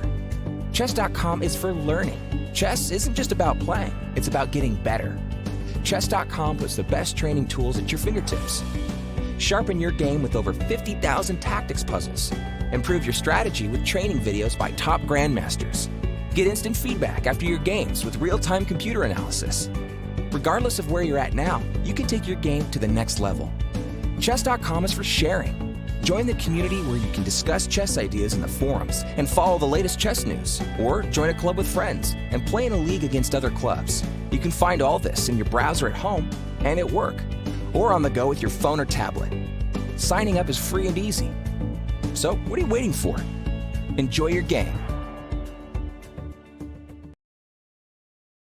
And many moves have been played since my partner in crime decided to do a little bit of a dance there. But these players are not fooling around so much.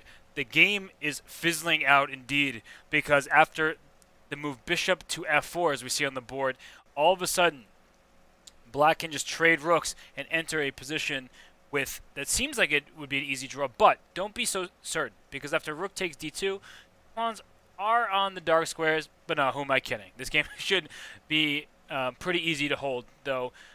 Sometimes you don't want to go full Fisher, as Danny would say, because this bishop could get caught on the a2 square with a move like pawn to b3. Just not in this position.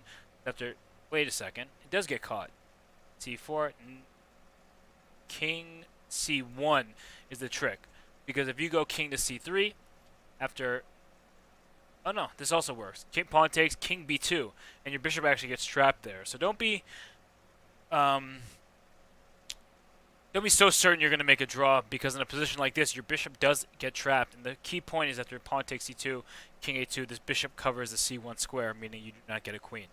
And any other move, let's say a5, you're just not in time. I take this pawn, and you lose your bishop because it's trapped in a2. So don't get overconfident that it's going to be a draw. You do have to prove just a teeny bit here. And so if these rooks are traded on d2, well, then you really have to be a bit more concerned about this maneuver, where all your pawns being on dark squares is indeed a problem. So instead of rook takes d2, I think a simple way to continue holding the balance is rook to e8, where your rook is also threatening things on the e file via the e2 and e1 square. So it's would not be too surprising to see the move rook e8 played instead of rook takes d2. So, question I just saw by Crafty Raff. That's actually a good question. When the knight takes d3 happened, why not take with the pawn? Well, Sam Shankland was on earlier just talking about this. The problem is this d3 pawn also is a target, just like the d6 pawn. So I can just go ahead and protect my pawn, and d4, if you go d4, which is a reasonable move, or reasonable looking move, I should say. The problem is after bishop takes, your rook is under attack, and so it looks like things would still be heading towards an equal path here. Okay, you don't want to give up that pawn for free, but if you don't play d4 as white, you don't really have a great shot to win. So, yeah, hey, I gotta, fix my ear here. Listening. Such a good job. I don't like this whisper thing. It's weirding me out. Can you speak like a normal person? All right. So well, the live board is not this analysis board. This is probably the most exciting position we've had in the entire World Championship, right? I don't know what you're saying, but I'm saying this looks great. Yeah. I'm sure that's all the analysis that the fans are expecting, because this position, I think this position is, I'm just going to go back to the live board here and say that everything looks to be, for sure we're going to get a win today. Yeah. For sure. I wish I could say that, but looks like the rooks have just been traded on d2. So rook Rooks were traded on d2. King takes d2. And I highlighted how bishop takes a2 is a blunder.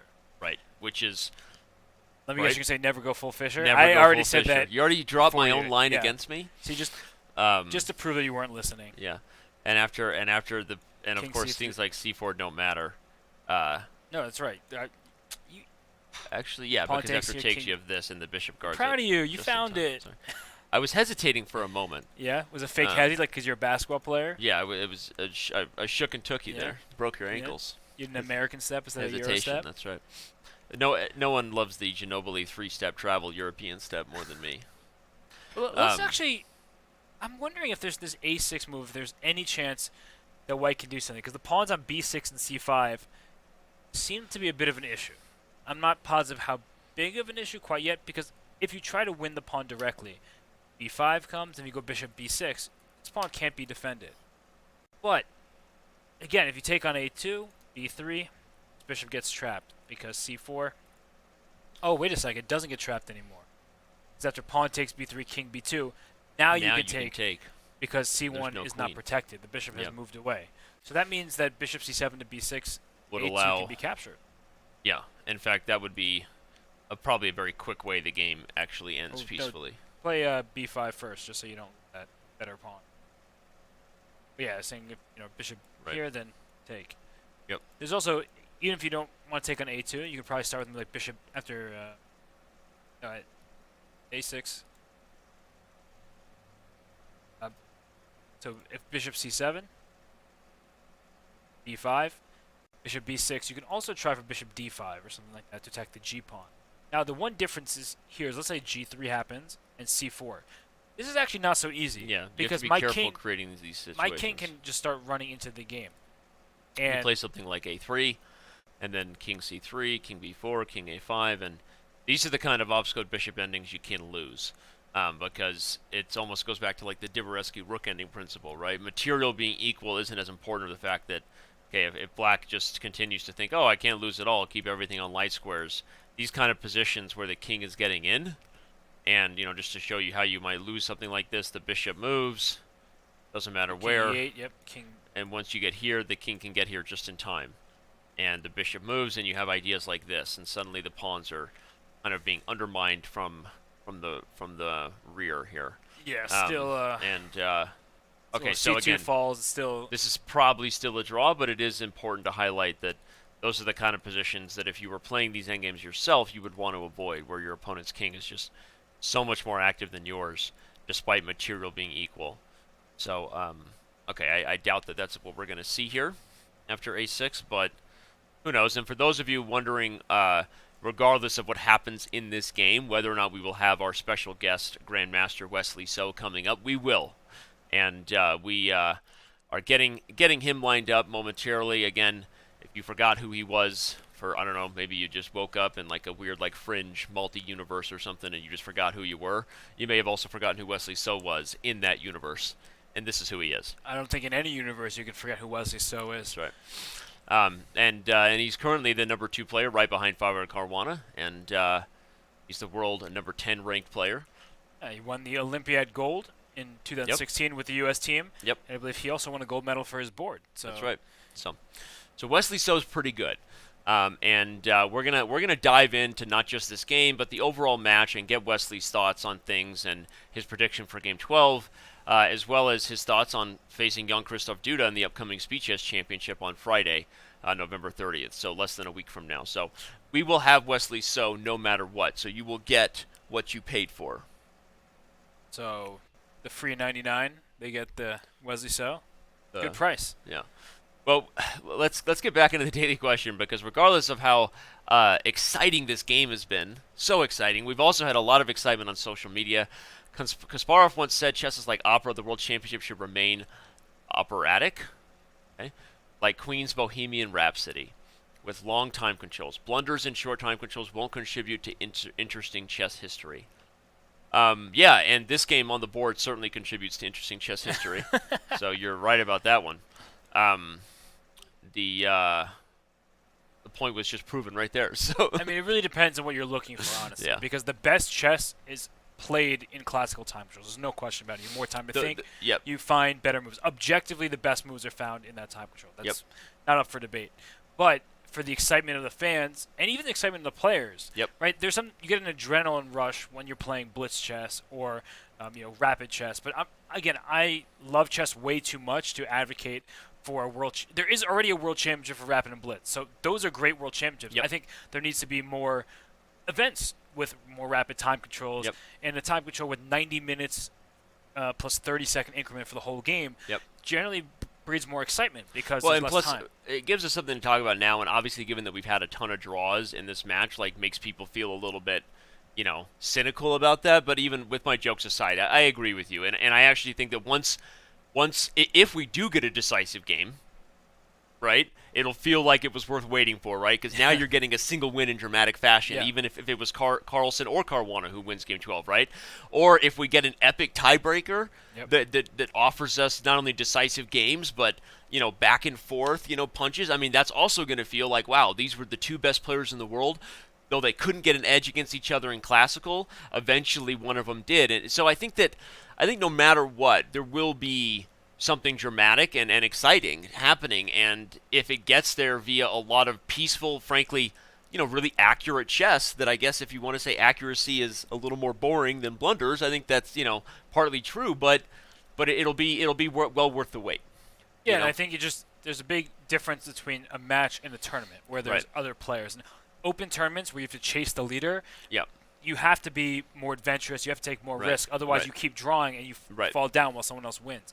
And we saw that in many tournaments. In the Chess.com Isle of Man tournament that just finished late last month, Wojtaszek won, and players like Vishy Anand, Vladimir Kramnik, Hikaru Nakamura, Maxime Vachier-Lagrave. Maxime lost that last turn game. Right? If he had won, he would have tied for first, but he lost because he needed to win to compete for that top prize, and that forced him to take more risks. And he was willing to do it. And Sasha Grishuk, of course, an amazing player, defeated him. So, no, I mean, you're absolutely right. And again, this game is not over yet. There's life more here than there was, let's say, in the game where we kind of predicted Magnus playing out of frustration. Game 9. I think there's still enough here to say that we've got something that may prevent us from just having all draws here through the 12 games. But let's remind everybody of what the format would be in the tie breaks, because a lot of people asking in chat, what would happen if indeed this game ends in a draw and nobody is able to get the upper hand in Game 12. That's where we're headed, right? After 12 games, we have a best of 4 rapid, 25 minutes for each player with an increment of 10 seconds. So you're already right in the thick of things. If it's still tied even after that, then we have blitz games, multiple blitz games, actually. And if it's still tied after multiple blitz games, then we actually have a single Armageddon game, which, I don't even know if anybody would feel good about that happening, right? You don't want something that was just deadlocked to come down to one game, but essentially, it will happen if nobody's able to win earlier. So that would be where we're headed if indeed we get to the tiebreak format, and we'll get the thoughts of Grandmaster Wesley So. Again, he's played against these guys not just numerous times in classical chess, but in rapid and blitz, all right? The time. With the Grand Chess Tour, really making rapid and blitz a regular part of the world's elite, right? Their tour of, you have Lovin, you have Paris, you have a rapid and blitz section now at the Sinkfield Cup. So, and I think there's been a lot of comments made about Caruana being the clear underdog in Rapid and Blitz, but then there's been comments like, look, a match is still different, right? You get one person. Caruana playing against one super elite player after another, maybe it's not his favorite thing. But, when he feels prepared and at home, maybe he won't be as big of an underdog in Wesley's eyes. So we'll get So's thoughts on that. And Wesley actually beat Magnus, 5 months ago now. He beat him in Norway, in the Altibox Norway Super Chess Tournament, and he also is teammates with Fabiano Caruana. The Olympiad has played him so many times, the U.S. Championship, all of these Sinkfield Cups and things like that in the Grand Chess Tour. So he's beaten both players. He goes toe-to-toe with them all the time, and, well, it'll be interesting to hear his perspective as a world top 10 player and as an exceptional, not just classical player, but speed chess player as well, because he's won many legs of the Grand Chess Tour in the past. So, again, don't go anywhere. We're going to have Wesley's thoughts on everything about this game and the match here in just a moment. I'm excited to have Wesley join us. Let's give an early shout out to who's going to be joining us on Monday. Our special guest for Game 12, which we know we will have, even if someone somehow magically wins this game, we will have a special guest and a round on Monday. So Game 12, we will actually be visited by none other than Levon Aronian. He's also very good at chess, just like Wesley So. Also an Olympiad gold medalist. You see here, he won 3 times. 3 out of 4 Olympiads. Armenia knows how to bring it in those events, and they've been led by this guy right here for years. So you're right. That's quite the pedigree. They're playing in a team event, keeping him and all of his buddies focused on the prize, and of course he'll also be competing in the Speeches Championship. And he arguably has the toughest opponent of all there in the semifinal, taking on the one, the only, the GM Hikaru, right? Yep. So that'll be an interesting one as well. So really fun to bring the classical portion here to a close with guys like So and Aronian. So.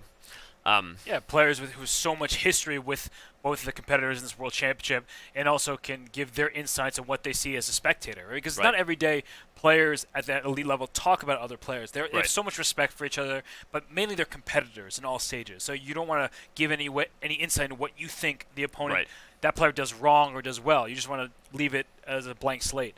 And so to be able to hear from players like Wesley So, Maxime Vacher-Legrave, Hikaru Nakamura, Levon Aronian is going to be really fantastic. And it adds, honestly, to our knowledge of how to do commentary here, because Magnus is the one who said that Fabiano really likes positions with strong centers and pawns in the center. And other people may say, I haven't found that to be true in our game. So each player matches up differently in a head-to-head battle, and I think that's what makes it fascinating. Agreed.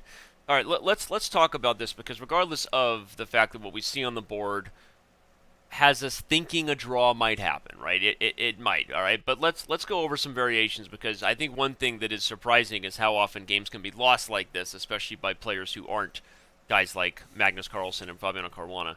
So one of the things that Fabiano is thinking about right now is the difficulty of fixing this situation, because let's just highlight a very simple point, that if this pawn pushes, this guy comes under target. And yes, even if there's a way to move this bishop with tempo, right? If something like this happens, now c4 would be the way you save the pawn. Again, Robert and I have been highlighting, now we're actually right in that line I was just saying, right? Where white has already played a3. Here comes the king to c3. The king's coming to b4, and the king's coming to a5, and it's not as easy as it looks, right? White has to get these pawns before black can maybe get the king active, but the point is that we certainly would be on path for something like that happening. Right, well, I mean, in that position, black has the resource after king bishop e4, just tying the king to that pawn. Hitting c2, which would be critical. And let's say you didn't go bishop e4 instead. Let's say instead of bishop e4, you went bishop b7. Right. And we just go forward with the line that we're talking about. You said bishop b7. Okay. Yeah, so king b4. And now if you try to do this, now I save that pawn. Right, and so let's say you think that you can just defend with f5. Right. King a5, king f7. Oh, sorry, bishop c2 first. If you go bishop b7, you have this problem. And again, let's highlight that. This is the anti-Dvoretsky way to play. You get a super inactive piece. So opposite code bishops or not, you can, and people have lost endgames like this, so don't take for granted. And actually, if you continue with that variation, just very quickly, so a5, f2, king b6, and if you think you can go a4 and make a draw, king takes b5, you need to put that bishop on b3. Yep, this would be the square that draws. Right, because and you hold both there, pawns. this is actually probably a lost endgame now for black. Yes, definitely. And so, again, in this little maneuver that we just showed, this whole little backdoor maneuver by the king, right, coming in to b6, c7, kick the bishop off, and then go to the light square. Note that that's critical, because if you go back to the dark square, then black just goes right back. But this is sort of just a motif that any strong chess player should know of the fact that if you're visualizing these positions down the road, and you think that there's no way to lose a position like this, now you know there is a maneuver that can lose for you. So you've picked up something there.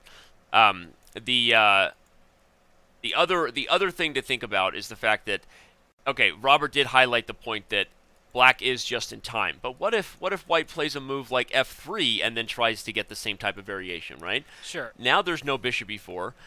The drawback is I put pawns on light squares, but again, what we're coming around to here is we're highlighting that this is not a... If it was just a draw already, the hands would have been extended, although we do have the move 30 thing as well. But there are some things here, and so in order for us to continue to bring you the analysis that you want and talk about the match, we're actually going to now be joined by our special guest who is with us, and he is ready. And he is Grandmaster Wesley So. He's He's had a pretty amazing chess career for a guy that just turned 25. He actually turned 25 in the last Speed Chess Championship game he won to make it into the semifinals. We'll get to that.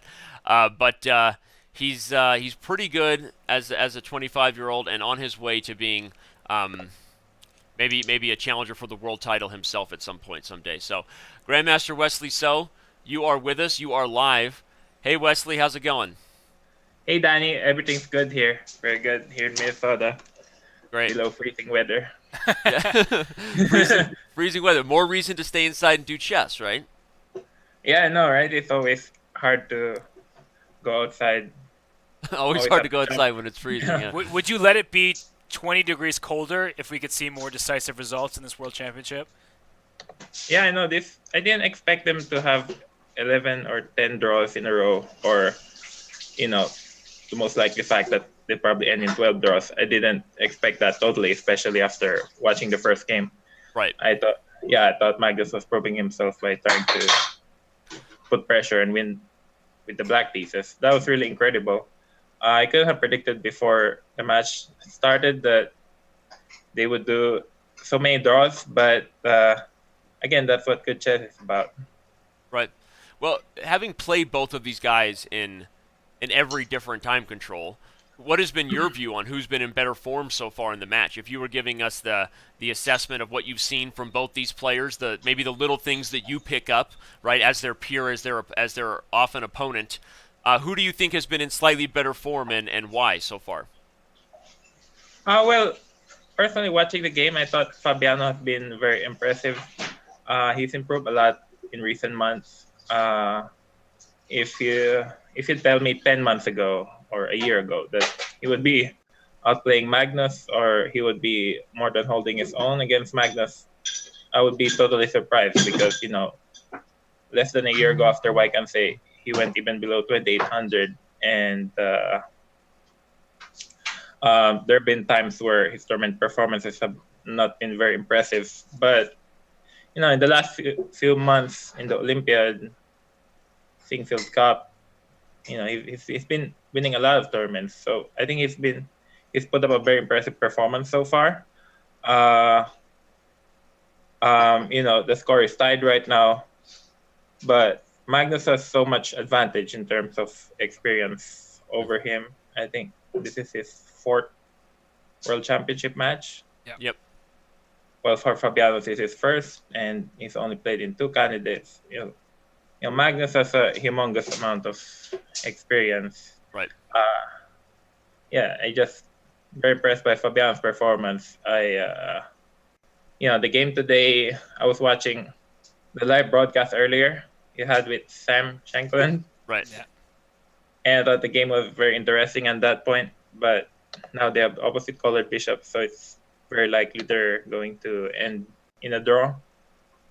So Yeah. I think it's a dream scenario for Fabiano to have the white pieces in the last game. Right. Yeah, so I guess the question we asked Sam earlier as well, and I would love your input here, Wesley, is in the last game, right? Fabiano is going to play e4. Do you think Magnus will play the Sicilian once again, or just play e4, e5, and hope for something maybe a little bit more solid? No, he will play the Sicilian, and he will go for knight c6, and he will play the Sveshnikov again. I'm totally shocked, but before the match, of course, I expected Magnus to meet e4 with e5, as he does in 80% of his games, and as he did in his previous World Championship matches. I don't think he ever played the Sicilian in his. Yeah, neither against Karyakin or Anand. Or Anand, right, and also played the Sveshnikov so stubbornly. I thought playing the Sicilian with knight c6 can be good for 1 or 2 games, but no, he's sticking it out. So tomorrow we will see e4, if provided that this game today ends in a draw, which I think it is. Oh, well, Fabiano's Magnus. And I was wondering about that because maybe what Fabiano is saying is, look, because it's an obstacle bishop ending, I can afford to lose a pawn, anticipating we'll see a line like this here. With the bishop taking on c5, and maybe Fabiano thinks he'll be fine here. Yeah, he sacrificed a pawn. I thought he has easier ways to draw, but he could have played bishop f1 on move 27, so he can get b5 and c4 in. Yeah. He can play the bishop Wesley, f1. I'm going to invite you. I'm sorry I didn't already. I'm going to, if you look at your live chess, I'm going to send you an invite to our analysis board here. Okay. That way you can control things and I don't. So you're about to get an invite. You'll send it through Skype? No, it's on no, it'll Chess.com. be on Chess.com. So there you go. There. Thanks. So yeah, go ahead and click through the moves as you wish. And so you were saying on move 27 you anticipated bishop f1 instead. b2, a6. Yeah, he played a3, right, on move 27. Yeah. Okay, a3. Yeah, I was looking at this position. I thought he was going to play bishop f1, and then after g3 to perhaps play f5 or f6. You were thinking something like this? Yeah, put pawns on the light squares. And then the king comes through to f7, e6, and d5. And white can try, let's say, bishop c7, then b5. You can go ahead and make the moves if you want. Go ahead. I can make the moves. Okay. Yeah. Let's say if he plays the most obvious move, let's say bishop c7, b5, bishop d6, c4. And then if he tries to bring the king over to a5, I thought black has bishop g2, king b4. And I thought some fortress like this is more than sufficient. Actually, and the main idea is that I assume you're gonna meet something like king a5 with bishop to c2 to a4. Yeah, that's one idea. Okay. But you probably want your king to c6, right? I think what Wesley's idea is bring that king in as quickly as possible. But maybe the bishop should be on b6 rather than d6. We could have the same variation with, but then you lose the tempo anyway. So something like bishop this. f8. Bishop f8 was a good move. But I was thinking about this endgame. So let's say you go king f7 back, right? You kind of have to.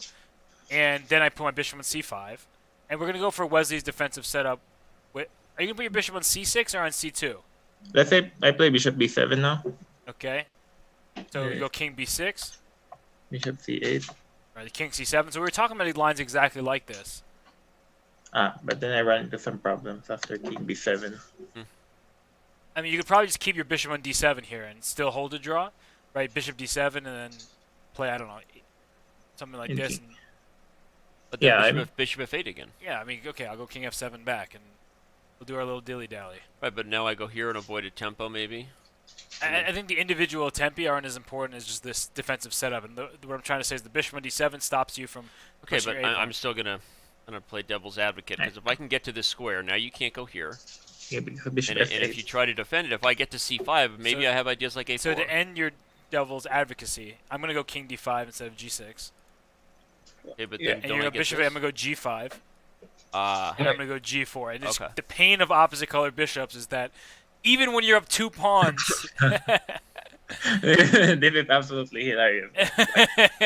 Black is 2 pawns down, but if he can still hold it. Painful. You did just end my devil's advocacy and give me pain. So, okay, but what happened here, Wesley? So a3. Let's see again. Fabiano played king f8. Yeah. Yeah, it's maybe in hindsight, it's the easiest way to draw because now white has to play bishop c7, then check king e8, bishop c5, and then black could play h5 here. Right, which is what he did, and now we've already seen king e3 and king d7. King c3 or king e3? King e3. It was king e3 and then king d7, yeah. Okay, I suppose going to a5 doesn't do anything now because after king c3, king c6, king a5, there's always king well, d7. here the bishop, they're the bishops hanging, so you got to be careful with that, but yeah. Oh, yeah, bishop is hanging too. But yeah. But Wesley, that's good for all the fans. They know that super grandmasters like yourself, one of the world's absolute best players, also hang bishops from time to time. It's okay. So. Yeah, the thing is we tend to be single-minded folk, yeah. So I see the king going to a5 and I just bring it there, no matter what happens. No, but I see your point though. This is still probably. I mean, okay, b3, bishop d5.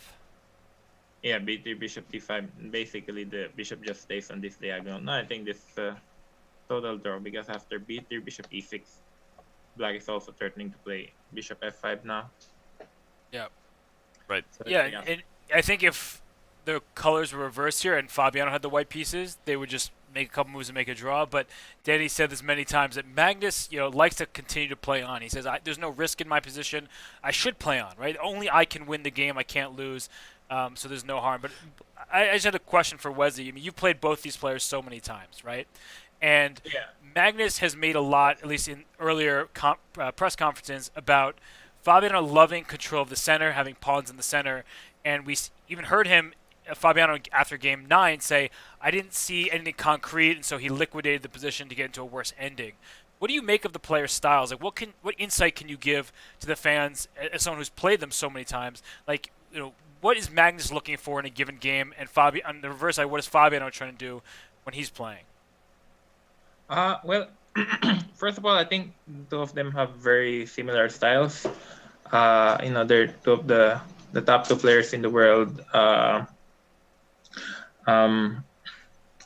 think right now they're just waiting for each player to make a mistake. I remember a couple of years ago, Fabiano said that it's very hard to create chances out of every game without your opponent making mistakes. It's hard to find an advantage in the opening these days if everyone has a team and everyone is well prepared. I think Magnus really let down a golden opportunity when missing the win in the first game. Although Fabiano also missed the win in, I think, the seventh game. It was Game 6, right? Game 6, yeah. Oh, well, also in the game when he was white. Oh, Game 8. Game 8, yeah. Game 8 in the first Avenging of the Zealand. Yep.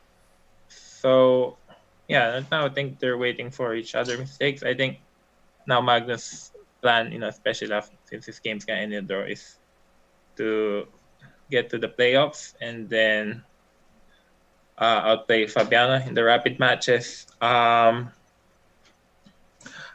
think also hearing from what other people say that Fabiano's calculation is very good. He's a very direct player. I think in some cases his calculation can possibly outmatch Magnus' style.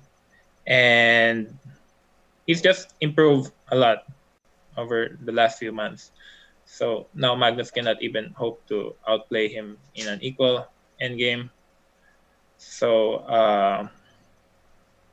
if you had me in your show a few rounds ago, I would say that Magnus' best option is to try to gain an opening advantage by force and try to steadily increase his advantage. But in all his white games, I didn't find any games where he had a substantial or significant advantage for the most part.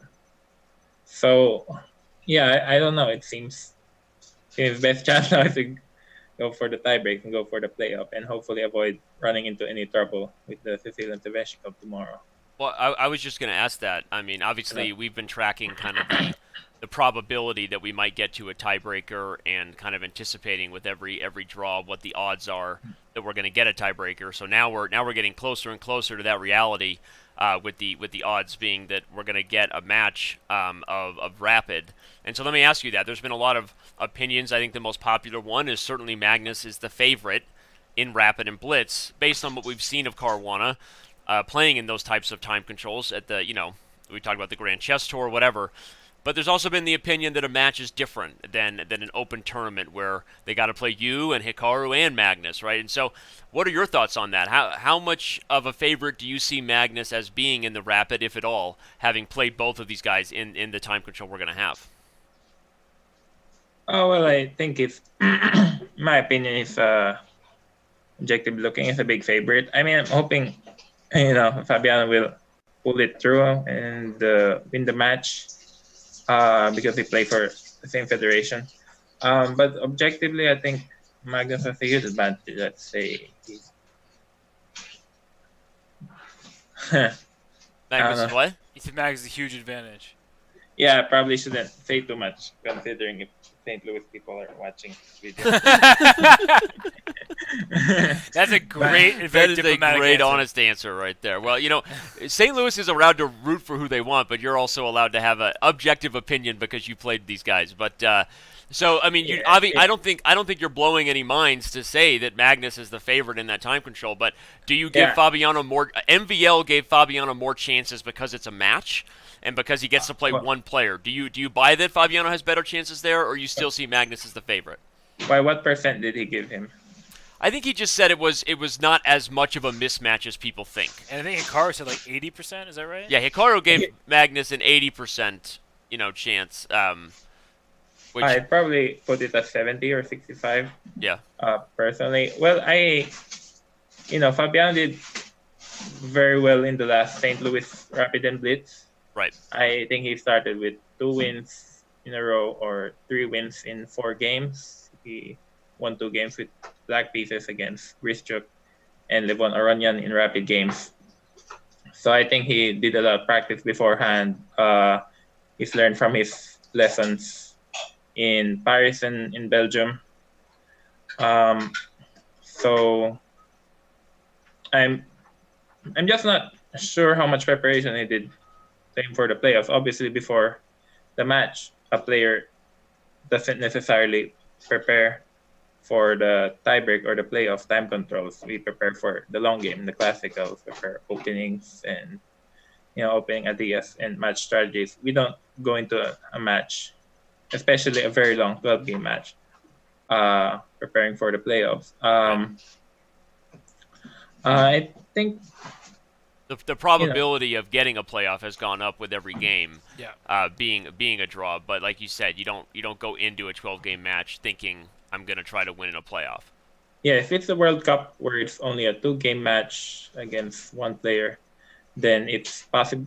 Then many players do prepare for the playoffs. They just try to draw their black game, and try to have a relaxed game with the white pieces. But with a 12-game match, you don't simply prepare for a playoff because there are many things that could happen beforehand, and opening preparation is very important. But Magnus didn't play in any of the Grand Chess or Rapid and Blitz this year. Not this year, right? Yeah.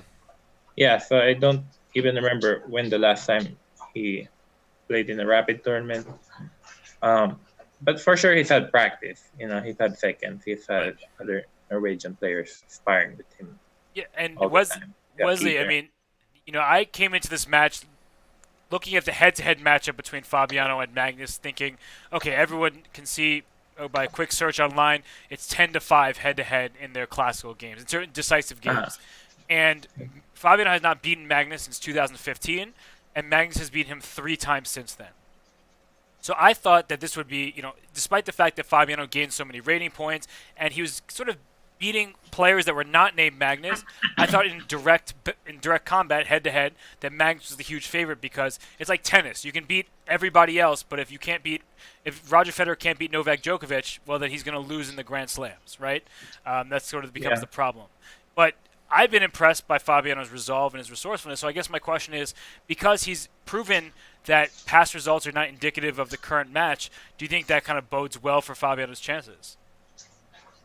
Sorry, can you repeat your last sentence? That he's kind of saying that past results may not matter so much. Do you think that bodes well for Fabiano's chances in a potential Rapid tiebreaker? Yeah, I don't know. Yeah, I mean, if you remember before the 1972 match, Fischer-Spassky, I think Fischer had never beaten Spassky before in a classical game, and he was down 3 losses to nothing.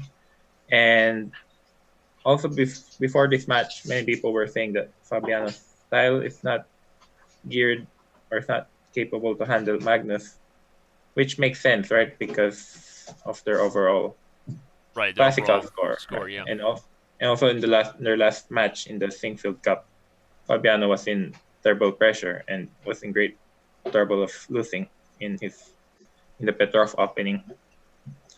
So yeah, again, but in the Rapid, everything is different. I guess Rapid chess is just much different from classical. Right. I don't know. Fabiano has been very impressive in this match. All throughout, it's been impressive in his last few tournaments. As I said, the Olympiad, Singfield Cup, and he's improved so much. I didn't expect this beforehand, but going into the rapid matches, I'm not sure. I don't know. He still has to prove himself. Okay, with the classical portion, okay, he's doing really fantastic. He's playing really fantastic chess, but we'll see when the rapid game starts. Again, as I said, he played really well in the last St. Louis Rapid and Blitz. And Magnus didn't have any rapid tournaments this year, I believe. So he played the Pro Chess League, I guess, the Pro Chess League Rapid online. But other than that, you're right. Yeah. So. Yeah. In the Pro Chess League. And how did he do? The Gnomes did okay. But he did well. He did well. Yeah. But the Gnomes didn't make the playoffs in the same way. Whereas the first year they made it all the way to the finals, led by Magnus. But they didn't make the playoffs last year. But by the way, speaking of the Pro Chess League, we'll be happy to have you back. I hear you're playing for the St. Louis Archbishops. Yeah, no, I really enjoy playing in the Pro Chess League. I would have played this year. It's just my schedule didn't allow me to because I was playing in Waikansay, and I had to miss 2 or 3 games. Right. Because Waikansay is a really long tournament, 18 days, 16 days. And I was also trying to prepare for the candidates, which didn't work out well. But this year I'll be glad to play for the St. Louis Archbishops. I feel St. Louis always has a really good team. I'm not sure now where Fabiano is gonna play. Maybe we can play first and second board. Yep. That might be a pretty good team with you and Fabiano on board 1 and 2. So it might be okay. But it might be I think we might do okay. Might do okay. All right. Well, we're having a little bit of action here on the board. We've got Bishop F8 and now King to C6, and let's get some chess analysis here from the one and only Wesley So. So what are the ways that somebody could lose this position? What is the possibility somebody, even if it's not what we expect Caruana or Carlsen to do, what are some of the ways that this could go wrong possibly? Well, I suppose there's only one way right now. Well, White has to create a pass pawn on the H file, if that's ever possible. So I don't know. Let's say Magnus is playing somebody not Fabiano. Let's say after King E5. Now after King E5, Black can play Bishop D1. But let's say after Bishop C4, can probably play King F6.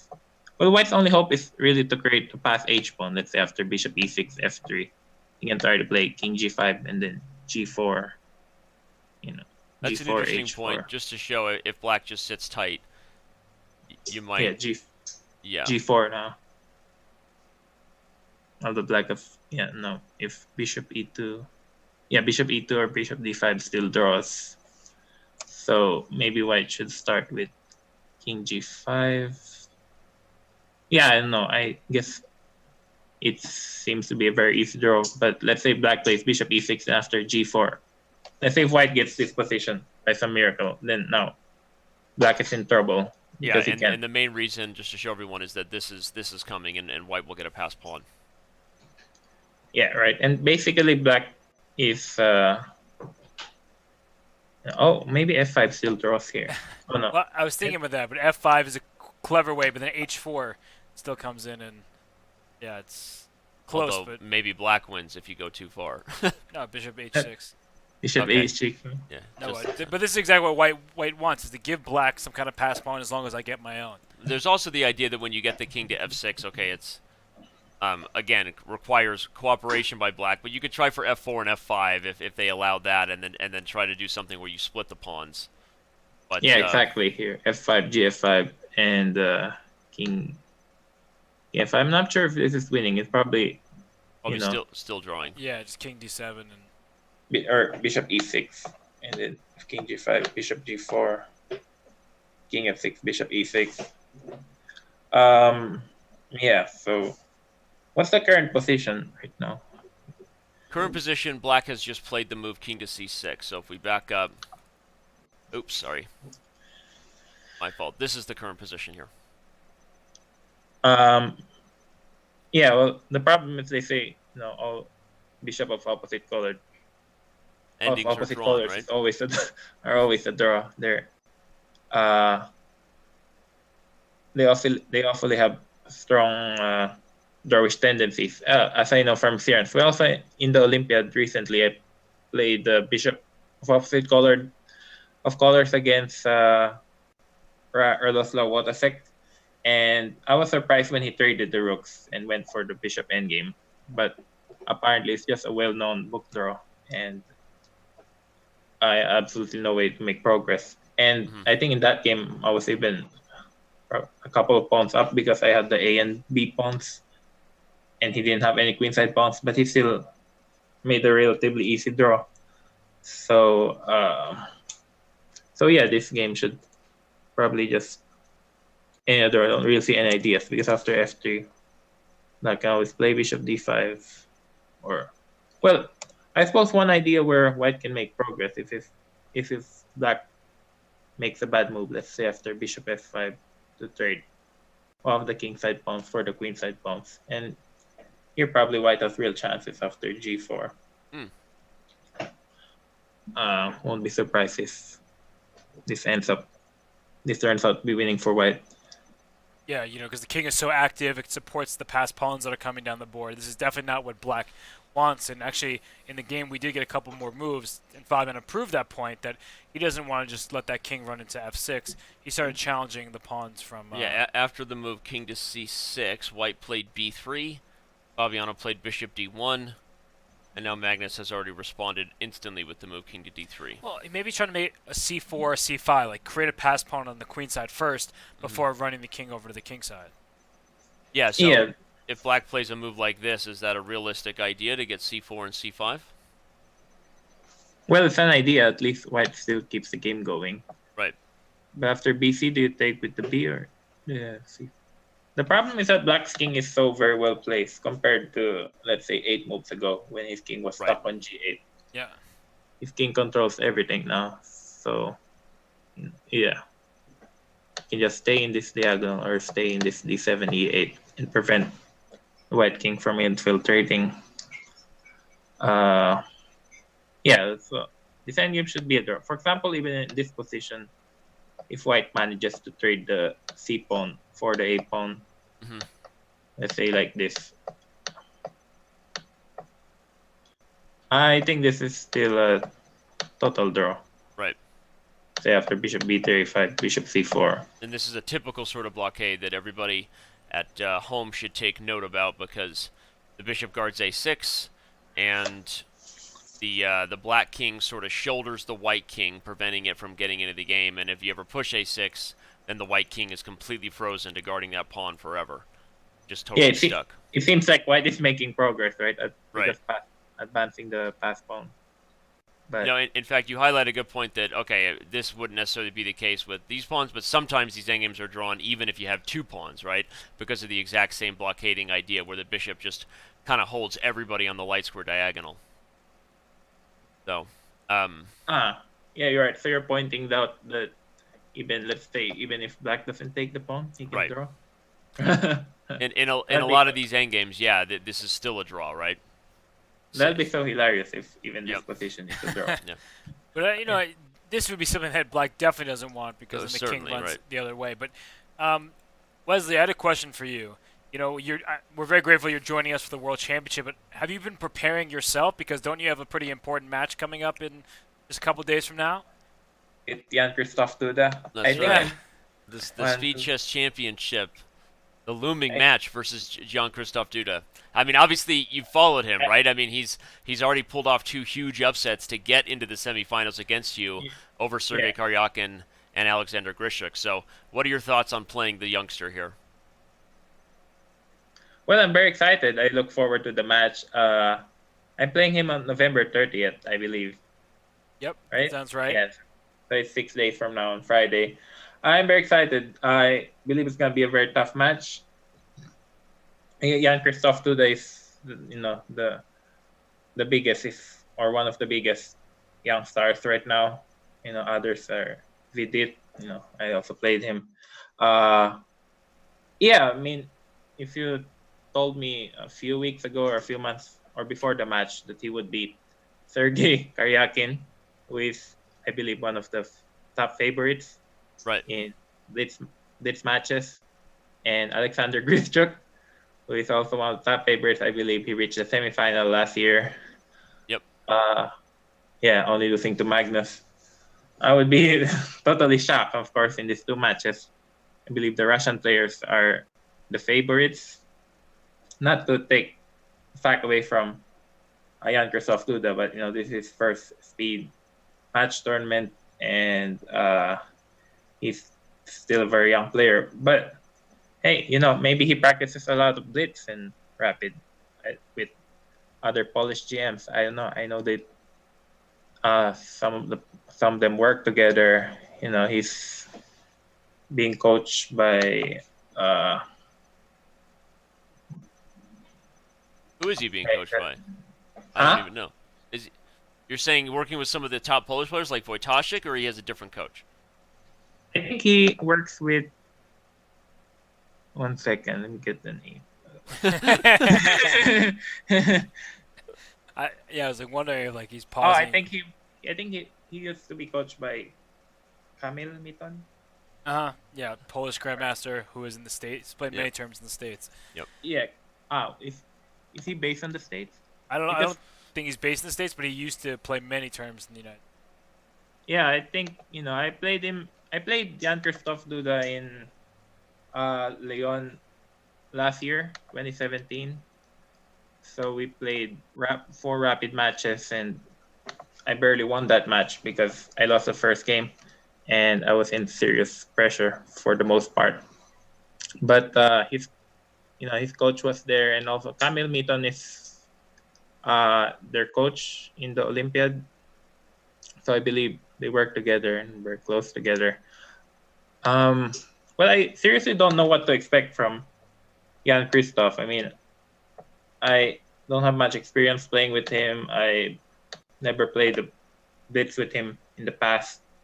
I don't see him often playing on Chess.com. Maybe he plays. He plays. He's been playing a lot more recently. The Polish Fighter 3000 is his name, right? I think something like that. Polish Fighter 3000. Wes, I have a tough question for you, and you have to think about your answer for a second. Who has more chances in a rapid or a speed format? Fabiano against Magnus or Jan Krzysztof against you? No, I don't really consider myself to be the favorite in my match with Jan Krzysztof. I believe he's a dark horse, and I just don't know what to expect. I believe it's going to be a very tough match. Well, at the same, do you think that's Fabiano and Magnus play each other all the time, so they know each other's repertoire pretty well. Do you think it's an advantage for maybe a lesser-known but up-and-coming player? I mean, you were there yourself, and still, you've made yourself in the top 10, but you were at one point the younger guy fighting your way in. Do you think it's an advantage to be lesser-known on the world stage, and that way you're not as predictable in a sense? Yeah, I think so. Players don't know what to expect when a new guy comes. They don't really know how good he is or what he does to train. And I think in that regard, that can apply to Jan Krzysztof. I just don't know him very well. But I think young players have an advantage. I was in India just 2 weeks ago, and there were 2 young players, Nihal Sarin and Pragnananda, and they did really well. Their ratings were really low. Nihal Sarin's rapid rating was 2150. Not fair. Yeah, he gained I think 100 points. Not bad. Yeah. But I think they have an advantage, the younger players, because they're so very focused on chess. They're so very focused on craft, and they only have one thing in their mind, which is improvement, and to knock the guy higher than them and to get into the top 10 and all that, to get invited to top level chess. I think they have a big advantage, also guys like Sam Shankland. I believe he really wants to be invited to the Thingfield Cup. I he's very motivated. Young players are very motivated, very focused, and they really want to get in there. So for me, he was barely in the top 10 now because of my bad tournaments recently. I have to stay focused and I have to keep that motivation, the same one that I had when I was younger. So yeah, I think my match with Jan Christoph is going to be very exciting. Again, I don't consider myself the favorite. As Hikaru said before tournament in India, I just want to play some good chess and play some good moves, and then see what happens. Yeah, see what happens. Yeah, it turned out well for him. He won the Rapid and tied for first in the Blitz in India. Right. So, yeah, I just want to play some good chess now. And going back to the match with Carlsen and Fabiano, I think they're playing a really good match. I think this is one of the best matches I've seen in recent years, or in many years, really. Following this match live, I see a bunch of ideas. I see a bunch of good moves. It's been a very exciting match so far, and I know people will be very shocked to hear that because they have. Well, 11 that was one of our right questions. Now. Actually, was going to be like what a player of your level sees as a spectator in this match. How you view the quality chess, and you answered it for us that you feel it's been a very exciting one. Yeah. Okay. Yeah, I think. Yeah, it's been a very exciting match. I enjoyed watching it. Again, there's a ton of ideas, and players have been armed to the teeth in the openings in terms of chess preparation. One thing I noticed though is that both players stick to their openings, and they stick to their variations, right? Like you don't see them deviating. The only time that you ever see deviation is instead of bishop b5 on the third move, Fabiano started playing b4. Mm-hmm. But other than that, players have been very meticulous and very stubborn in defending their own variations. So I believe this has been one of the most exciting matches I've watched recently. And unfortunately, the results don't show it. But if people really look into the moves deeper, there are a lot of ideas to be had. And going back to the tiebreak or the Rapid, in case they draw their last game. Yep. But yeah, so it will be a 4-game match of 25 plus 10, I believe. Yep. Right? Yeah. So again, looking at the chances, I'd say 65 for Magnus. I believe he has a good chance because that was about where I was putting it. 65%, I think. We have people wanting to know. So this is totally non sequitur here. Wesley, have you done Puzzle Rush on Chess.com yet? Puzzle solving? Is this a new game feature called Puzzle Rush, and it's to solve as many puzzles as you can in 5 minutes. Hikaru owns the record right now at 55, but maybe you could jump in there and push that a little bit. I would certainly try it. I've done tactics trainer or puzzle. What did I do here? He's looking for it right now. We can see it. Here. Puzzle Rush. And I'm sure that if you spend the rest of your day trying it, you will see exactly why it's become a bit of a craze right now and addicting. In fact, if I could somehow get you to see if you could push Hikaru's record a little bit, I would love that. Yeah. If you could beat Hikaru's record. So yeah, I'm gonna have to need a fast mouse for that. Well, I think you got it in you. Let's remind everybody who's been with us, the always humble, always insightful Wesley So, former U.S. champion, maybe likely again in the future, who he talked about staying young and staying motivated, like his opponent coming up, Jan-Christoph Duda, in the Speed Chess Championship. But you, as a young, motivated player, at one point broke Magnus Carlsen's record. And you're still pretty good, ranked number 2 in the U.S., world number 10. And the last thing I want to remind everybody again is that we will have you on air on Friday, November 30th. Let's remind everybody one more time that they can, of course, look forward to your match with Jan-Christoph Duda. That, as you said you don't consider yourself a favorite. I think I consider you a slight favorite, if I'm being totally honest, and I said that before you were on. So not just saying that because you're here, but I think it's going to be a very close and exciting match. And so we wish you the best of luck. Obviously, Robert and I will see you on Friday as you're a player against Jan Krzysztof Duda. Yeah, I'm very excited for the match to start. I believe Chess.com speed matches are my next tournaments. I don't have any tournaments lined up for December, so I'm really looking forward for it. Well, best of luck in that match. Obviously, if you move on, you'll face either Nakamura or Aroni in the final, and then you'll be headed to London, I believe, for concluding the 2018 Grand Chess. No, you're not going to London. Okay, I thought you were. No, I'm not. You lost that match to Fabiano. Oh, that's Way right. to bring up bad memories. Yeah, he's been on such accident. a. Thank you, Danny. That's great stuff. I love when I accidentally, He's create such a controversy. gracious guest, and you were just like insulting him and hurting his I feelings. didn't insult him at all. You hurt his feelings. I think. Anyway, you deserve No, to I be in missed London. it, yeah. I think it's a bad format by them. So not your fault. But Yeah, it's a really weird format, but hey, chess has different rules, and every tournament has different rules. Grand Chess Tour changes a bit of its rules every single year.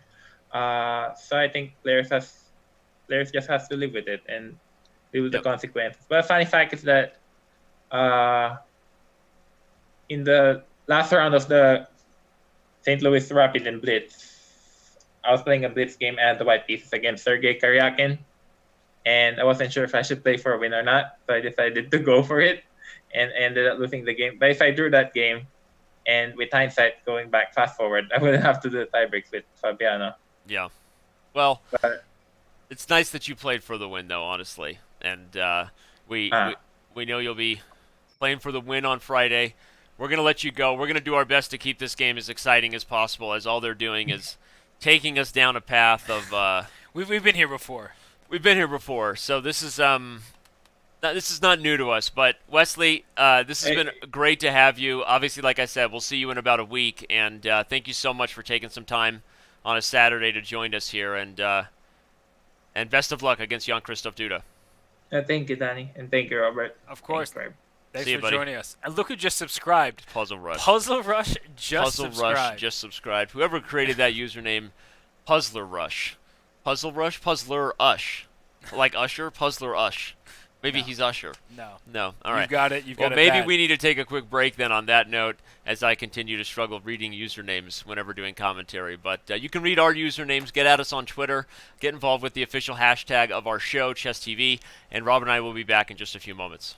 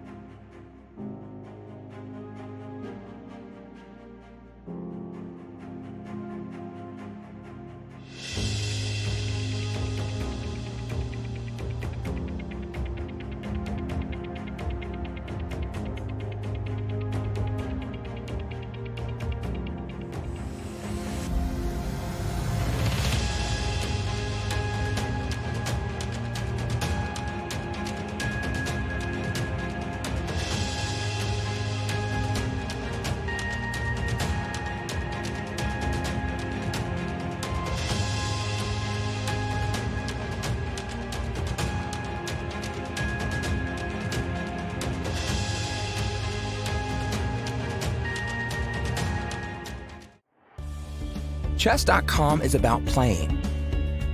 At any moment, there are thousands of people from around the world playing on Chess.com. So whether you're a total beginner or a grandmaster, you'll find a game quickly with someone at your level. You can play at any pace, from 1-minute bullet to 5-minute blitz to 60-minute games. Or you can play more relaxed games where you have several days to make your move. There are tournaments starting every few minutes, or you can play against our customizable coaching computer. Chess.com is for learning. Chess isn't just about playing, it's about getting better. Chess.com puts the best training tools at your fingertips.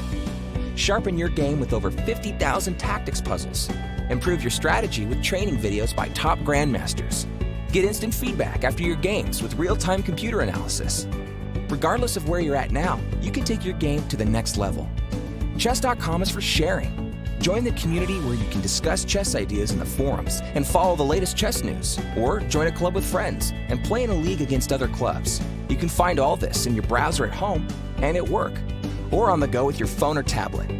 Signing up is free and easy. So what are you waiting for? Enjoy your game. And we are back here with Game 11. Magnus Carlsen's last chance with the first move with the white pieces is currently amounting to Nothing. An opportunity to push on in emotional frustration. That is a great huge summary. opportunity right now. Yeah. And that's kind of what we're seeing here. If you've been with us for the last hour, then you know that we had special guest Wesley So with us, giving a lot of insights and thoughts into his experiences there. And for those of you that think it was boring, that's fine, but argue with me that the chess position has given us anything to talk about, and then we'll talk. So right now, we're going to get back to the live board, and actually we're going to get back to the daily question and ask you what your thoughts are on whether the World Championship should ever consider a faster time control. I think for the most part the consensus has been pretty clear, Robert, that regardless of how we feel sometimes about the difficult aspect of the games being just really accurate and blunder-free, which doesn't lead to a lot of crazy moments, people still feel that because it's the best chess, and even Grandmaster Wesley So saying in his opinion, it's been a lot of good chess, right? As a peer of theirs, as an often opponent. So, from that perspective, we don't really mind all the draws, even as it brings us closer and closer to the tiebreak. As we can see as our match simulation, the yellow bar. I hope you like yellow, is what I was going to say. I hope you like yellow, because you're going to get more of it after today's draw. And then the most likely thing, indeed, overall, has already been, I think, for the last few rounds, a tiebreaker. So, even Wesley there, putting Fabiano as a 35% kind of underdog to Magnus in the rapid portion. And there you have it. If we get it, we will have 25 minutes for each player with an increment of 10 seconds. And a best of 4 rapid, and we'll talk about the blitz if we're still tight after that. But we got to be ready. There's going to be a lot to cover if we get to that. That'll be a very exciting day of chess. So all the complaining now aside, if we have a single day of rapid and blitz, that'd be great. That would be insanely fun. And actually, the game has shown the last instructive point I was going to make before it happened. Right. Is the move F5 came in eventually, and this move Bishop B1 is very important because Fabiano demonstrating what Wesley was talking about, where if you after F5, if you don't play Bishop B1, now what do you do? Because I'm starting to take on G6 and then I have pawn, this, and here comes H5. But even that, after G takes F5, you might start Bishop F4. Just to ensure that this pawn is stuck and you can't block the H pawn. That's actually really instructive. You'd have to. You can't catch it. Yeah. If you're looking for chances to win or ways you can lose an endgame like this, there's an instructive takeaway for you. Because there is still, if you take on F5, and I go H5 right away. Yep. Then you have F4. And then the bishop can come. Bishop B1, let's say. Right.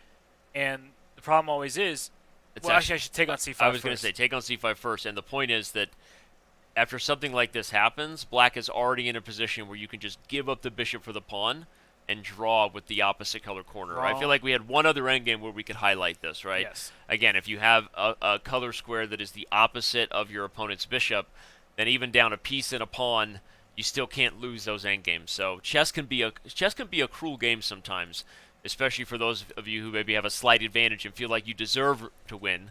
As Clint Eastwood once said, deserve's got nothing to do with it, right? Yep.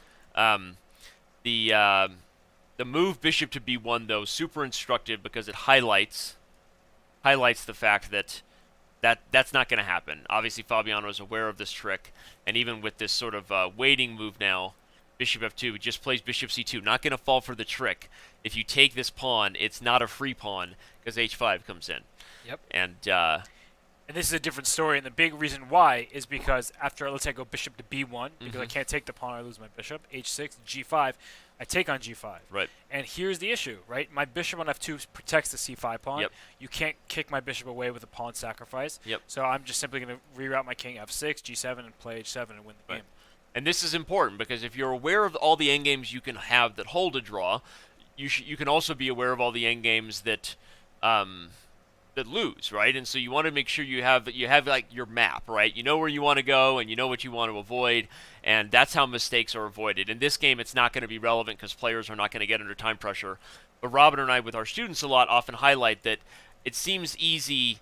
It seems easy now when we're highlighting, okay, obvious ops go to bishop draw, and okay, we all know this, king in the corner endgame. But if you're playing this game for yourself and you only have a couple minutes on the clock, how easy is it then to know all the different roads you should take and shouldn't take, right? So you want to be aware of those endgames that can help guide your decisions and guide your calculation because you don't always have a lot of time on the clock to figure those things out, just from a practical perspective and how we can learn from these players. But I think we're about to see a draw handshake here. Yeah, it actually goes to show the variation we were looking at before was not actually good at all. We were talking about if you took on f5, on after bishop b1 there.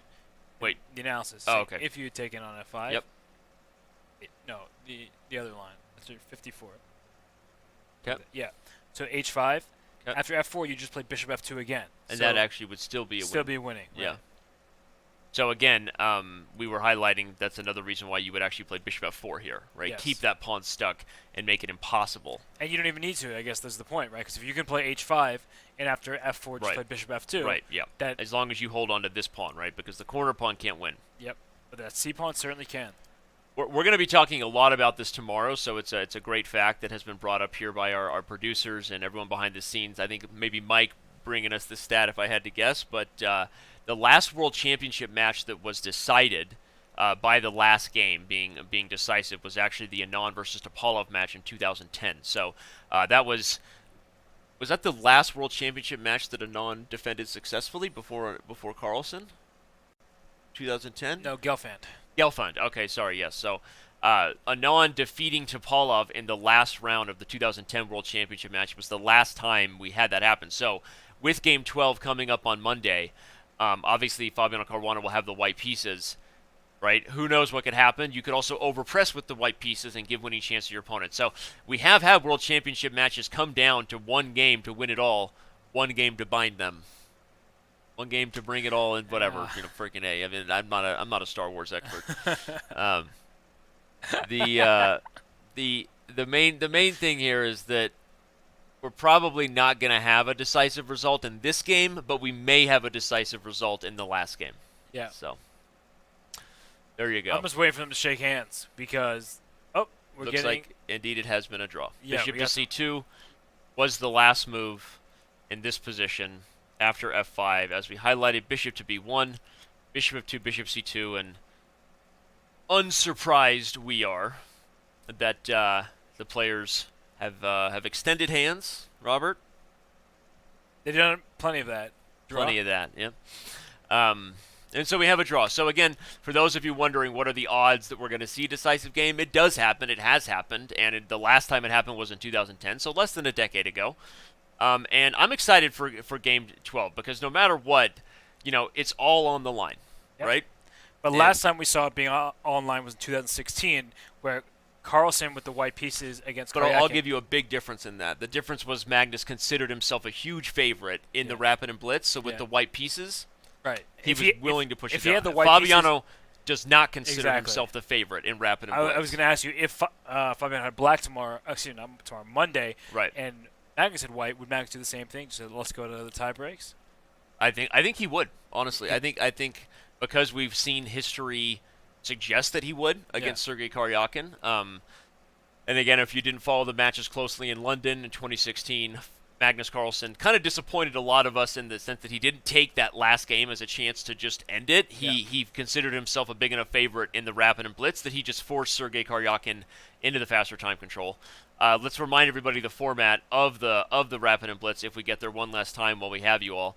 Again, I don't expect we're going to see that, but if Fabiano also decides that at this point he doesn't want to risk it in one single game to win it all, then he might also take very little risk with the white pieces, and then it would be 12 games of all peaceful chess. We have 4-game match of 25 minutes plus 10-second increment, and I anticipate we would have a winner in the Rapid portion, Robert, honestly. I anticipate that if we get a Rapid, we will have a winner there, and we will not see blitz chess, but I've been wrong before. A couple times in my life. What you're trying not to say out loud is that if we get to the tiebreaks, that Magnus Carlsen is going to win in the Rapid. Yes, that's what I'm saying. But you didn't name a winner. You said I said I think we will have a winner. And I'm saying what you're really saying is I don't know. I mean, at this point, again, I believe Magnus is the favorite. I've given you my prediction, but I'm not just blowing smoke for the drama of it all. I think that a match format is different, and I think that Magnus, regardless of what he thinks now. It's like saying you're the best team, you're the best player, but now I'll play overtime against the worst team. Like, there's no reason he wouldn't want to win in Classical. Of course. Right? So, yes, I think he's the favorite. No one's disagreeing with that, but I don't believe it's exactly the same as a tournament. And if Fabiano gets the white pieces in the first game and scores a win, then you get all the psychological pressure added on. No, I don't dismiss that at all. I think Max is the big favorite, but sort of going to show that anything can happen. Well, not anything. No wins can happen. No wins can happen. Well, we may have a win in Game 12, so make sure you clear out your Monday and be with us then. Let's remind you of our schedule here for the remaining coverage of the World Chess Championship. As we said, on Monday will be Game 12. And if indeed we do not have a victor, then we will have one more rest day and then tiebreakers on Wednesday, November 28th. I have a question. I don't even know what our daily question is going to be on Monday, but at this point, given that we've come this far, I'm not sure I'm not rooting for a draw on Monday, to be perfectly honest with you. Given the fact that I would love to see a tiebreaker at this point. How exciting would that be? That'd be great. I mean, I would also love if somebody gets winning chances on Monday and we have drama of the highest fashion, the World Championship coming down to one game. Drama without the W? Drama without the W, right? Spelt properly, dramatic doesn't include a W. So I don't, but it's funny. I don't know. I mean, seriously, I'm actually curious of the fans. At this point, all of you have been with us for the entire month. I'm going to look at chat, twitch.tv/chess, chess.com TV before we go. At this point, despite your frustrations, would you not want to see a tiebreaker on Wednesday? Yeah, well, I'm not one of the people in the chat, so I don't. Should I answer that too? Yeah, I'm curious. No, I think a tiebreaker would be awesome. I see some people saying, "Well, I have work on Monday. Thanks, Magnus." Let's before we go, let's remind everybody of what they can watch and how they can get involved, and maybe remind everybody of who our special guest is on Monday. So, if you're wondering what you're going to be spending your Sunday with, looking for content, we have all kinds of coverage. We have our recap show. Okay, first let's talk about our guests. Levon Aronian on Monday will be our special guest. He's also competing in the Speed Chess Championship Final Four against Hikaru Nakamura, so kind of bringing our World Chess Championship special guest coverage to an end, Robert, with a couple of people that are going to be there.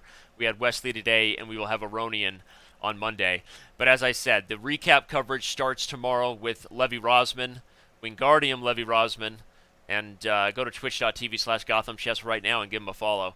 You can also watch Yasser Seirawan's recap videos. They've been really, I think people have been loving those more and more. I feel like the early rounds, even Yasser maybe didn't have as much insight to give, but his videos recently have been really giving a lot of thoughts and opinions on what's going on in the players' heads.